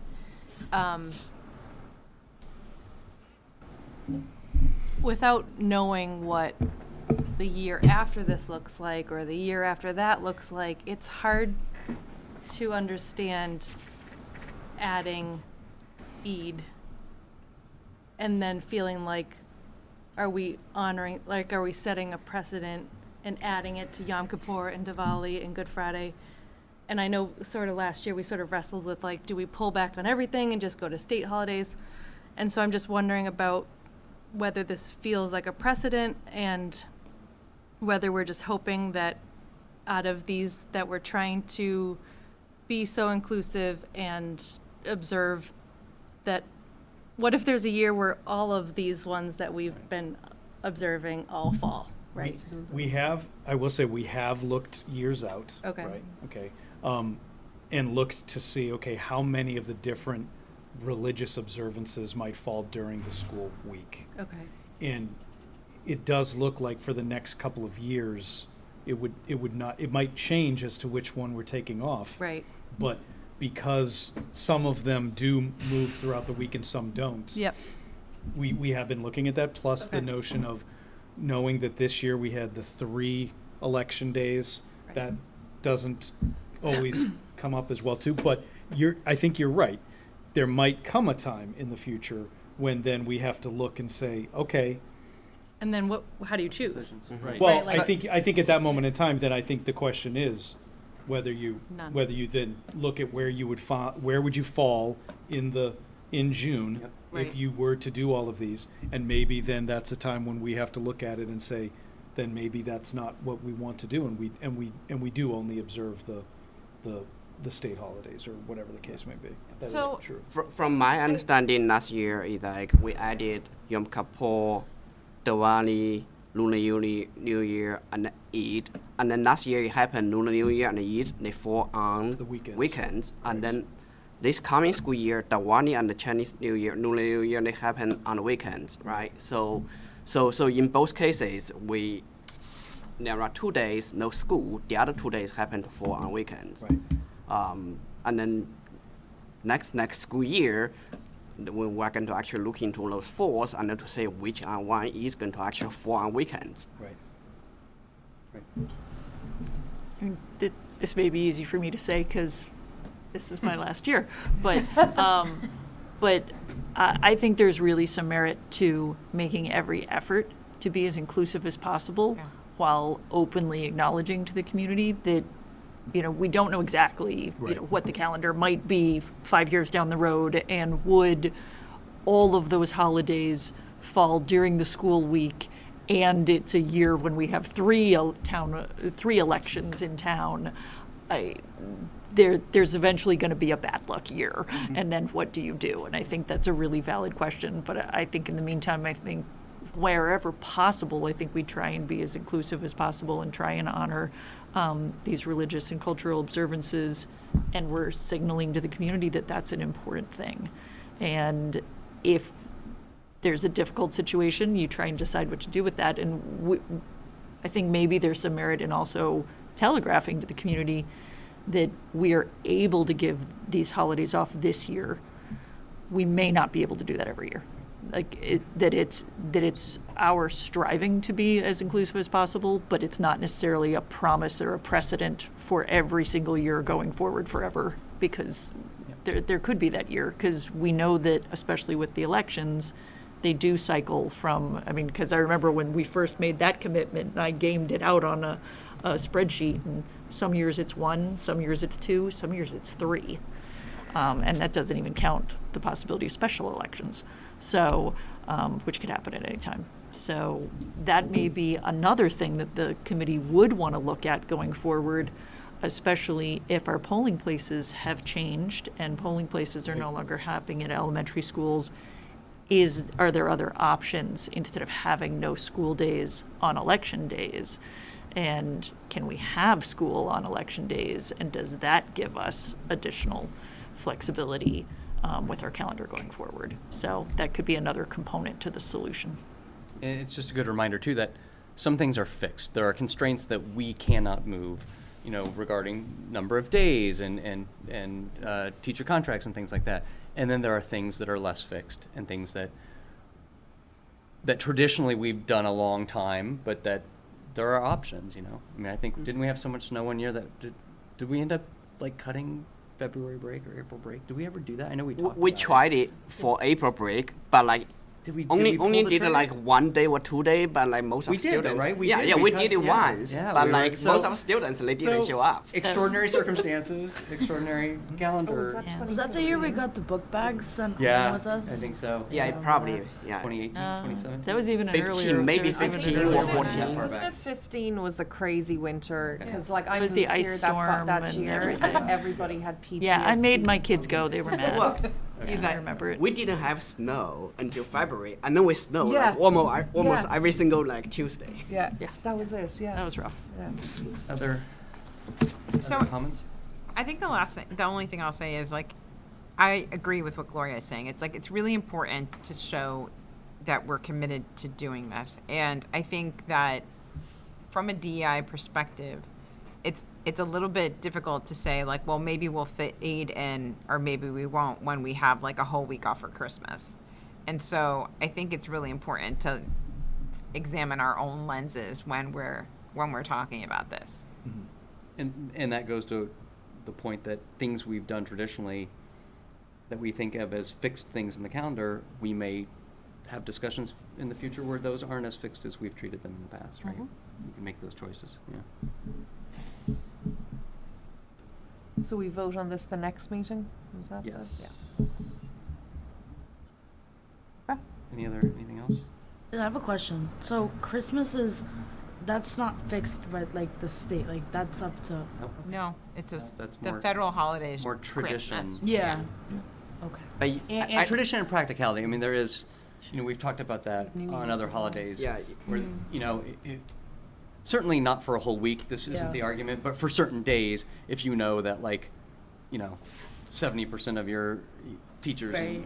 and students weren't going to be in, it makes a lot of sense. But Yeah. right, that, having a whole week or 10 days or 8 days or whatever, You that's. have to And remember when you though look as at well, the- it incorporates New Year's Yeah. It does. Day as And so well, there- and there- so there's, because. There's sort of a convenience there. That- And Yeah. when you look at those not only that, vacation but weeks, Right. it's one of the things you that can we, only we open do, school if people show we up. do tend to. Just like Exactly. with the states, April right? vacation, we Like, did it. In Massachusetts, everybody didn't typically has the same Yeah. Right. weeks Didn't off, show up which on the- makes on the- for planning of a wide variety of things a little bit easier when you look at the whole, when you're talking about those vacation weeks. Yeah.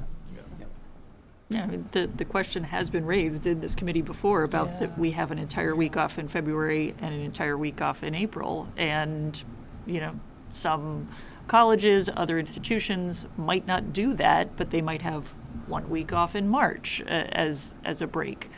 But we're also juggling Yeah. a staff that we may have teachers who have students, who have children who are in other school districts, and if everyone across the state is Yeah. taking off that week in February and the week in April, it's hard for us to change Yeah. and become a total outlier. It also might, make a big difference to parents, working parents who need childcare. You're going to have lots of childcare options during that February break and during the April Right, break. But if right. we do something that breaks precedent with our surrounding communities, Yeah. those options are going to be less for our working parents. So these are kind of the trade-offs. But that could evolve and change over time. The state trend could move to not having those 2 weeks. Can I ask one more tradition question? Last year, we had a 4-day weekend for Labor Day because of the state primary election day on the Tuesday. But can someone remind me, have we just always done either the Friday? or- Historically, we've actually always done the Friday. This year was different because of that election. Yeah. Got it. So we actually have historically had the Friday off and the Monday off. Okay. We've just always done that. And it was a shift to do Tuesday, because a lot of people already, they've been doing Friday for so long Yeah. that it was such a, it's ingrained. And then this is signaling that, is this signaling that grades 6 and 9 will go back to that full-day orientation? So this is not signaling that. This is signaling that that day, their orientation will still take place on the 29th, but we actually haven't talked about what the orientation is going to look like, whether it would be a half day, whether it would be shorter, whether it would be a full day. Those are things that we want to talk with the school administration about as well too. It did come up in our conversation about that though. But Okay. the idea of staying with this notion that the 6th and 9th grader, the all K to pre-K, or it's actually just 1 to 6 because K starts later too, right? So grades 1 to 6 didn't need to all start on that 29th. We were doing that, and we were like, well, it's just the 6th grade and 9th grade that we're really looking for that specific orientation for, so we can do that earlier. Well, and that happened this year, or was sort of flexible this year because of Power School, right? Mhm. Like, we needed that Yeah. extra day. And honestly, having those 2 days at that time is truly just a better use of it for professional development for teachers, front loading it before the school year. Okay. Sorry, one last question. For the conferences, I know that the schedule is a rollover of this year with the early release and then a 2-hour delay, but the times are changed from this current calendar? they show, this draft shows 1:30 to 7 and 1 to 7. Oh, But the current calendar just shows 2 to 8 p.m. So I was wondering if that was intentional. well, so this is reflecting what happened this year. So the current calendar this year said but what ended up happening was we had adjusted that so that there wasn't as large of a break for the staff too, right? So what they did start earlier this year. So, right, contractually, now that there's the early release day, we just have the window of time where conferences could take place. In the contract, it says, teachers need at least 1 hour after the students are dismissed, and conferences have to end by 7 p.m. So we took the ending of the school day and then added an hour, and that was our start time, and it goes until 7. So the actual times may shift a little bit within that. That's just the window that we can work with. Okay, thank you. And it's not a calendar discussion necessarily, but I know we got feedback on the length of conferences. Is that accounted for somewhere? It's not a part of the calendar Sure. discussion, but we have already started that Got it. conversation. Yeah. Great, thank you. I just know people will see the Right. same schedule and Exactly, assume and that. think nothing's Got it. changed, but we did. And I will say, we have collected, feedback in terms of people have expressed concerns about the November timeframe, Yeah. right? And I will say that even with the different feedback, it still just makes more sense to interrupt that week than the other weeks in November. And I know there are a lot of different feelings and opinions about that, but that's why we've kept it there. Do we need 2 time slots for, could we just offer the Monday rather than also doing a 2-hour delay the following day? Well, we're trying to maximize an afternoon, evening option and a morning option for different for families. And so that's what allows us to do that. And we're not doing the whole day. Yeah. So that's the purpose behind it. Do we have data about the utilization Yeah. of those time slots? Yeah, they're full. Like, they're full. Yeah. We don't have our classroom teachers not having full what's the word? Slots. Conference Yeah. slots. Schedules, yeah. All right. Was there, just to return to this, was there a recommendation for an alternate week for the professional development half-day that's currently on March 27th? Or are we not offering up any recommended changes there or suggestions? Well, I mean, I don't think it's our place to kind of pick when. I'm not entirely sure what is possibly planned out for them, but I would like to see it kind of reassessed. Well, if we're gonna vote on this at the next meeting, we would have to give some pretty clear direction right now in order Is it for more there to be. Magali, though, that kind of is planning out? No. Well, this year she had done that. In terms of the calendar, it's the You pick the dates.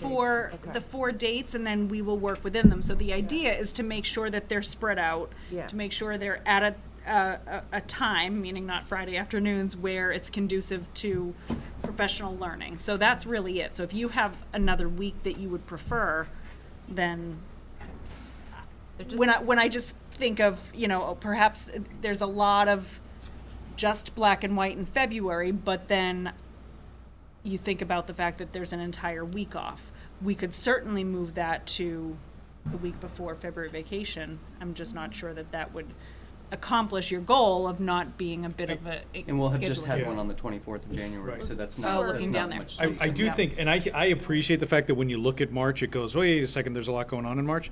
But I will say, well, I'm going to make an assumption here, right? I would say every educator I've ever talked to about this, they will tell you that the longest period of time is between February and April vacations. And that notion of, because of what's going on, it's the longest stretch of time. And so having those couple of moments that kind of, I think, even things for students to look forward to. Yeah, You know what I I mean? agree. Because it's the No, I just get allow- it, just two yeah. early release days in the 1 week In the 1 week, particular yep. is not, No, I hear you. I just don't think it's fair, considering there's also an early release day the previous week as well. Yep. So we could move it to the 6th, but then that's right after the day off on the 5th, or the week before, which is, Could you Carrie, do it the that 4th? Carrie, that 13th? 5th is a full professional development day, right? yes, but from the family point of view. Right. It's a day off Well, for the I guess students. I was looking from your. Oh, point of- spreading it out, you're saying? Yeah. Right, because you're. Yes, I- Valerie, that's absolutely Well, right. no, Thank because you. I feel like Magali told us, but next year would be UDL, right? Like, so I'm trying to think Yeah. of when you were saying these are initiatives and what makes sense for that, right? Yep. Because that was my first thought too, was bookend it with that day. As in add it?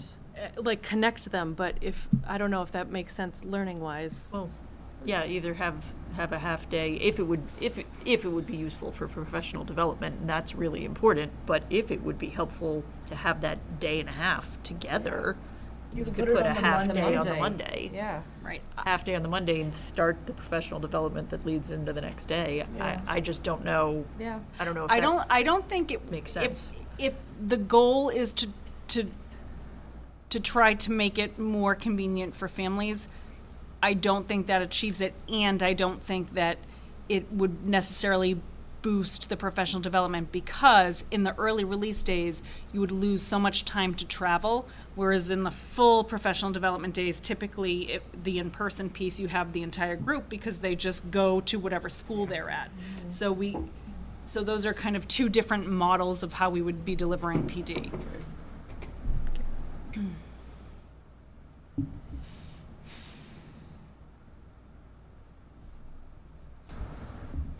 So the only month there's no professional development is February, am I correct?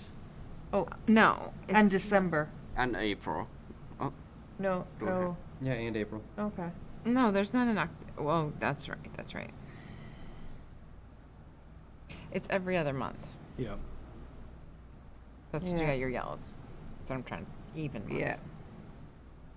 Well, Sorry, that I was looking at that, please. All right, anything else? I mean, if you have any thoughts in the coming days, we can pass those along, and you know, just like last year, we could see something revised slightly Yeah.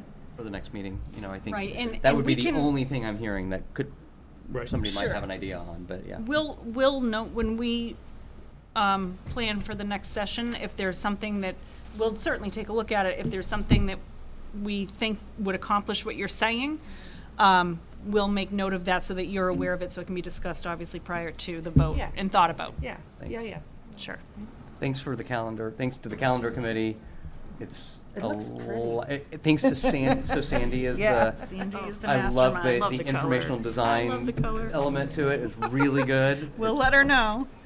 really cool. So appreciate that. Good night. Thank you so much. Thank you. Thank you. Good night. Night, guys. And that brings us to our Q2 financial update with our finance director, Jenny Len, who's been waiting patiently. Thank you.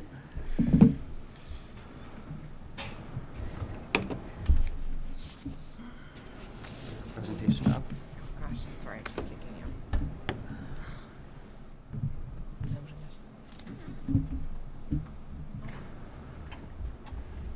Hey, good evening. So today I will present to you fiscal year 23's quarter two's general fund other funds financial status update. First, let's look into the difference between fiscal year 23's quarter two and fiscal year 22's quarter two. The first line is a summary of the general fund's operating budget as of December 31st, 2022. The balances of the details of the balances by individual function code are summarized here. As you can see, as of December, all the budgeted balances for salary have been fully encumbered. So the unencumbered general fund's operating budget is $3,123,725. This number is located on the bottom right of this chart.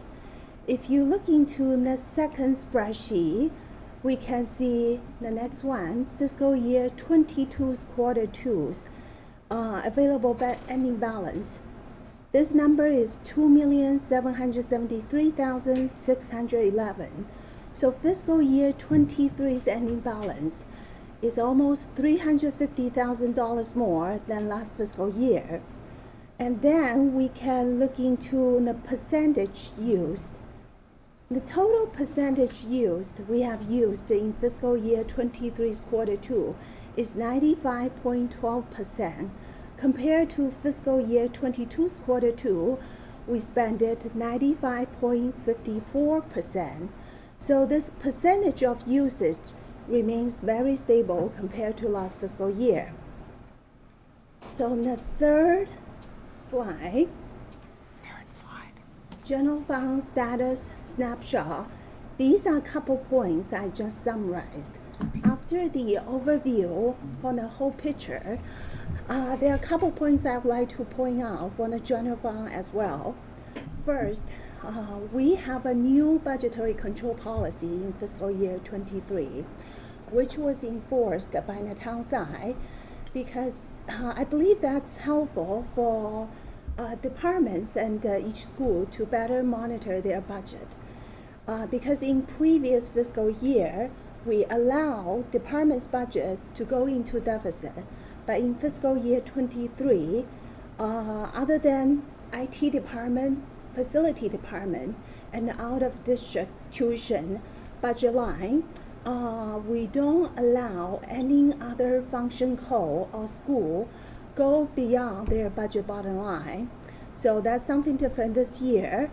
And just to clarify that, so there might be times where the textbook line, they go into the red knowing that they have money in the professional development line, and so it's never in the red beyond the bottom number, but it's just from account to account. As long as they knew that they were spending within their means, that was permitted in the system, and now it's not. You can't go into the red at all without first doing the transfer.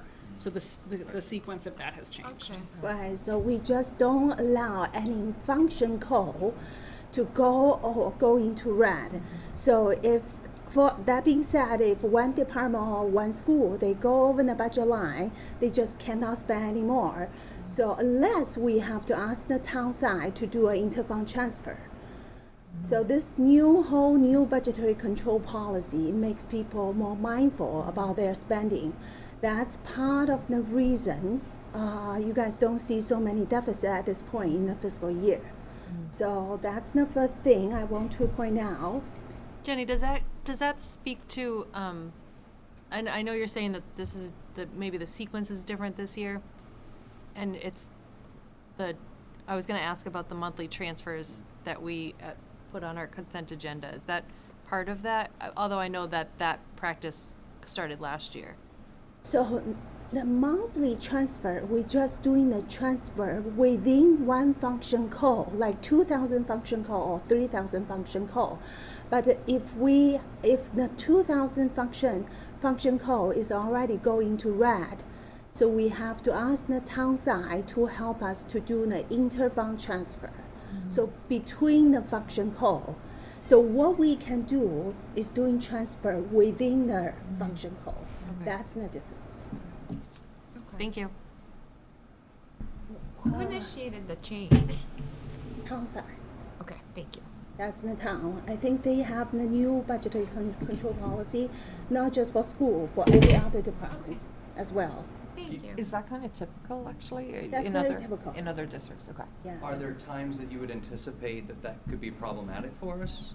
Or do you think it fits in the way we're doing handling? Sometimes it could be problematic for us because that means we, like, if function code 3200 medical or, this function code, we already spent all the budget. So they couldn't put in any PO or requisition into the system. So we might need to use like school choice to cover the deficit. That's the kind of situation might be problematic for us. But that wouldn't be a frequent problem? No, that wouldn't be a So they would- frequent okay. practice for us. Thank you. Next slide. I'm going to talk about a function called 3000 transportation. Can I just jump in for 1 second? Because actually I just wanted to also add to Marisol's question. One of the things, though, that internally that we did start last year was making sure that all of our budget managers, who are the principals, were actively making sure that they were communicating with the business office as to the transfers that they would like to see happen, because Okay. that wasn't necessarily happening. This new hard stop of not allowing it to happen Yes. was then a new layer. Incentive for compliance. Sure. Yes, that's right. Bonus points. We can say Well, it's that not way. bonus points, it's literally like.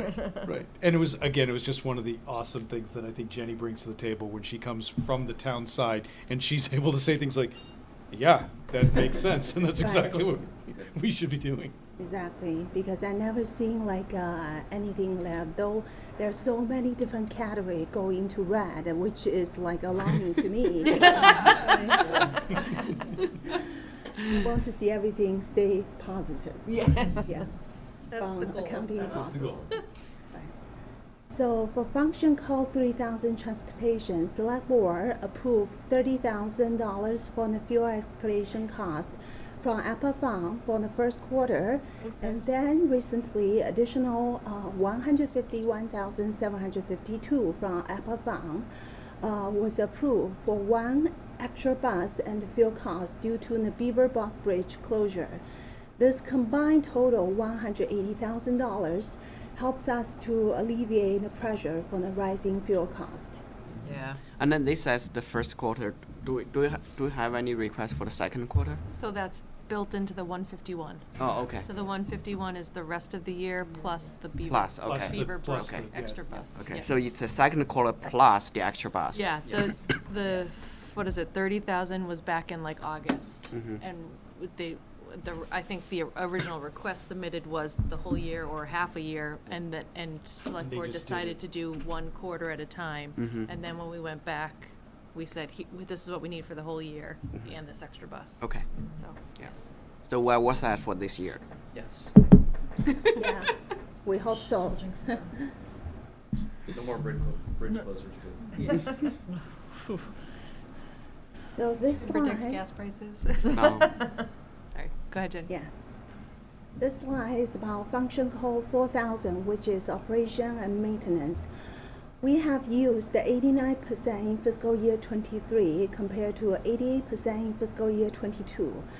That's one of the categories we spend more than last fiscal year because the building heating cost and utility costs are higher than last fiscal year. Yeah. As the market price increased significantly, since the continuing increase of the heating costs and utility costs has been seen for many years, so these are expected to be seen in the future years.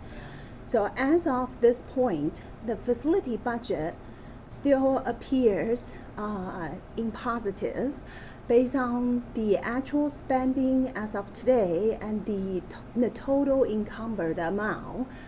As we know, facility budget accounts for $5 million, almost 7.6% of general fund's operating budget. I have been led to believe that our facility budget is always underfunded. Don't you love how she So- says it? Is that the which? Is I underfunded? just love her delivery, right? She's Underfunded. like, I've been led to believe. That is true. I also Gently have them, by the way, stated. that. Which is great. I have to say, I'm surprised 88, that's so close to last Yes, year. it's very Yeah. close. You know, based on sort of what you read in the news about utility costs and everything. Right. We've had a milder winter though. Does that Yeah, Just keep noting. what, until Friday. Well, yeah. So it's like for the facilities thing, like solar panels on the top of the buildings is what you're saying. We're gonna have all the kids generate their own electricity. Bike pedals. Oh. So by the end of the year, we might need to consider use other general funds like a budget access to cover the facilities area if we incur some deficit, for the remaining of the fiscal year. We hope that doesn't happen, but that's something we have to keep in mind. Next slide is function code 9,000 out of district tuition. This chart gives you a breakdown for the tuition ending balance as of December. This includes the tuition we pay to other Massachusetts public schools, tuition paid to private schools, and tuition paid to collaboratives. The total fiscal year 23's out of district tuition was $5,317,000.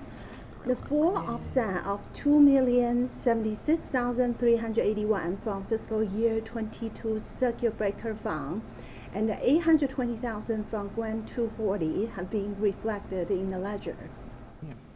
So currently, the projected tuition ending balance has a total deficit $202,000. As we know, the number of students attends out of district tuition always fluctuates year by year. As of this point, we have 60 students attends out of district program compared to 50 students in fiscal year 22. So that's why we see some deficit in this area. But this number is always subject to change because, sometimes we have, students coming in. So it's very hard to anticipate what will be the ending balance by the end of fiscal year. So we have to closely monitor this area for the remaining of the fiscal year. Any cost over the budget so needs to be generated by other general funds budget. So that's the bottom line for out of district tuition. So next slide, we already talked about the general fund. Let's jump into federal grants. When we talk about federal grants, we need to talk about ESSA 3. As projected for the implementation of district's 6 years funding strategy, we plan to use ESSA 3 for the amount of $277,000 in each year for fiscal year 23 and fiscal year 24 to support a free full-day kindergarten. So other than the ESSA 3, we also use FDK revolving, KED revolving, and additional school choice as temporary offset to build into our general funds operating budget to support the program. So here is the whole chart to give you our funding strategy for the 6 years. Next one, we're still gonna talk about federal grant. That's regarding Title I 305 grant. Title I grant is a grant we receive every single year. The total amount is about $100,000. We recently received a warning flag for Title I grant because the Federal Census Bureau has released 2021's poverty and population data for fiscal year for 2021. We are below 2%. What does this below 2% mean? That means we may lose the eligibility for our fiscal year's portion of the funding. Unfortunately, that's not a good news, but it's completely out of our control due to the poverty data. So that's not too much we can do about it. Can I ask a follow-up question about that? So how many students is that? How many students For receive us Title? to be under 2%. So to be above 2%, because the whole thing is we're under 2%. So if we were over 2%, we would still qualify. So like, what's the range? Is it like 2,000 kids? Is it 100 kids? Is it 12 kids? Like how many kids? It's the entire community. Yeah. Right. So Yeah. it's hard. I don't know that, it's not just 2% of our student It's 2% of population. the entire 2% of the Westford population. Is that right? Town of Westford. It's yeah. 2%. 2% of the population. Of the people who live here, not of the students. Yes, Okay. it's It's not not a based on. school-specific I data didn't know, point. okay, thank you. Yep. I didn't know if it was school population or it's like No, just because town population. Yeah, our percentage, our student percentage of students who are low income is much higher than that. Okay, But so it's the 2%, the community it's based on the full community as to whether Thank your you. community gets the Title I funding. thank you. Thanks. So So if we lose that Title I funding for next year, what is the budgetary impact? that's about $100,000 for the general fund's operating budget. When would we know for sure? July. July. Yeah. Is that tied to a certain initiative or spending? It's tied to the Miller School, it's additional ELL support. But the need would still be there. The need would still be there. Great. But they essentially Check it. say, as a community, you can afford to support those students yourselves. I think that's a safe way to say that, yeah. I mean, you know. So, other than the bad news, I do have some good news for the state grants, because we are still receiving some state grants, and we will receive $35,000 in total for the water filling station. We already replaced 23 old water bubblers in 9 schools, and within that $35,000, we used $27,360 to cover the cost for the filling station, and the remaining is for the material to install. And other than the water filling station, we will also receive $56,000 for the mail courier. So that's another. the mail courier, yeah. Yes, Bam, another the state email. grant will be coming. So next one, I was thinking of this while Jeff was still here, but I'm very appreciative about the water filling stations. I know that at least at NAB, there was 1 or 2 that were out of operation. So, just really glad to see that project progressed and that it was covered. Right. Thank you. so for our revolving accounts, the total revolving accounts revenue streams remains very stable. Fiscal year 23's ending balance for all revolving accounts is $2.5 million. And compared to fiscal year 22's quarter 2 ending balance, which is $2.2 million. So overall, our revolving accounts is in a very healthy financial status. Nice, that's good news. Yep. The last slide is about other special revenue fund. As we know, we use the balance in school choice to help us to offset the general fund's operating budget, and also we use that to fund necessary unbudgeted needs. In fiscal year 23, we planned to use 312 regular school choice and additional 248,000 from additional school choice to offset the free full-day kindergarten, as we already talked about in previous slide. So a portion of this total offset, which was built into our general fund's operating budget, has been executed in second quarter. A transfer of total amount $211,977 to school choice fund has been processed for this fiscal year. This wraps up my presentation for quarter 2's financial status update. Thank you so much. I'm glad to answer any question you might still have. Anything? No. Can I ask just a question on the tuitions? Because Yes. if memory serves me correct, we were over our budgeted tuitions for Q1, and we're seeing the same again for Q2. So I'm going to assume 3 and 4 is going to be the same, or Yes. and do we have a plan for bridging that gap? Or so- what are the thoughts, or have I missed that? Or do we? Because this ending deficit, that's based on the actual spending and total encumbered amount. So for the encumbered amount, so we don't know the final tuition amount we will pay. So this deficit could either go up or go down. Yeah. Could go both way, Yeah. but it definitely will stay in as a deficit. That's why I said anything, the total cost over the budget needs to be covered by other general funds operating budget. Yeah. So that means we might need to institute spending freeze, down the road for the remaining of the fiscal year to use other general funds operating budget to cover this area. Okay. Thank you. Mallory?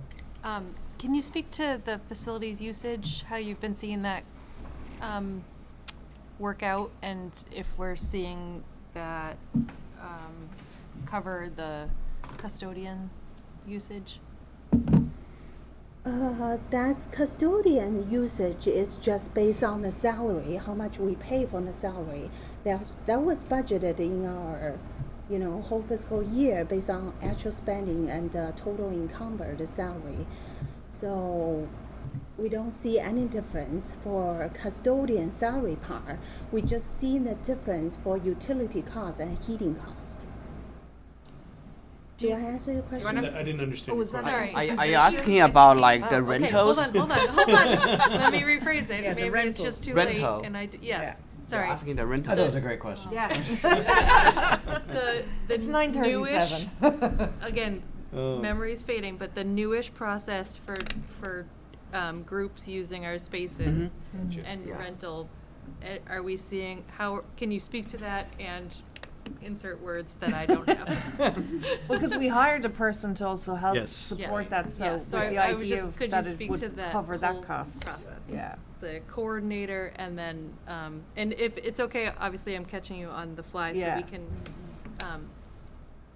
put that on finance subcommittee. That's what I was gonna Wow. say. Let's talk about that during finance. Yeah. So that's okay. That's a good question. We can look at that. Yes, definitely, that's part of our finance subcommittee discussion, because, if we get more for our rental from the building, so it goes into our revolving account, it's a revenue stream for revolving account, so it doesn't impact this year's general funds operating budget. But we will see that the revenue will increase from the revolving account, so we will have more, maybe we can use that to offset future fiscal year's operating expense. Great, and I just created my own segue, because there are a few of the revolving funds that the balance looks, to use your word, healthy. But I think we're gonna hopefully continue some of those discussions in finance subcommittee and pick up where we left off in the fall, so. Right, I'll work with you offline. sure. Sorry for everybody. Any other questions for Jenny? Just thank you for the quality of the presentation. You're always very clear in how you explain these things, especially with a committee that gets a little punchy this late at night. Not really. Thank you for your patience with Thank us. you, Jenny. I would like to just add one point of clarification, because Jenny did an excellent job, thank you very much. And we now echoed her saying that our revolving accounts are very healthy, and that was good news for us.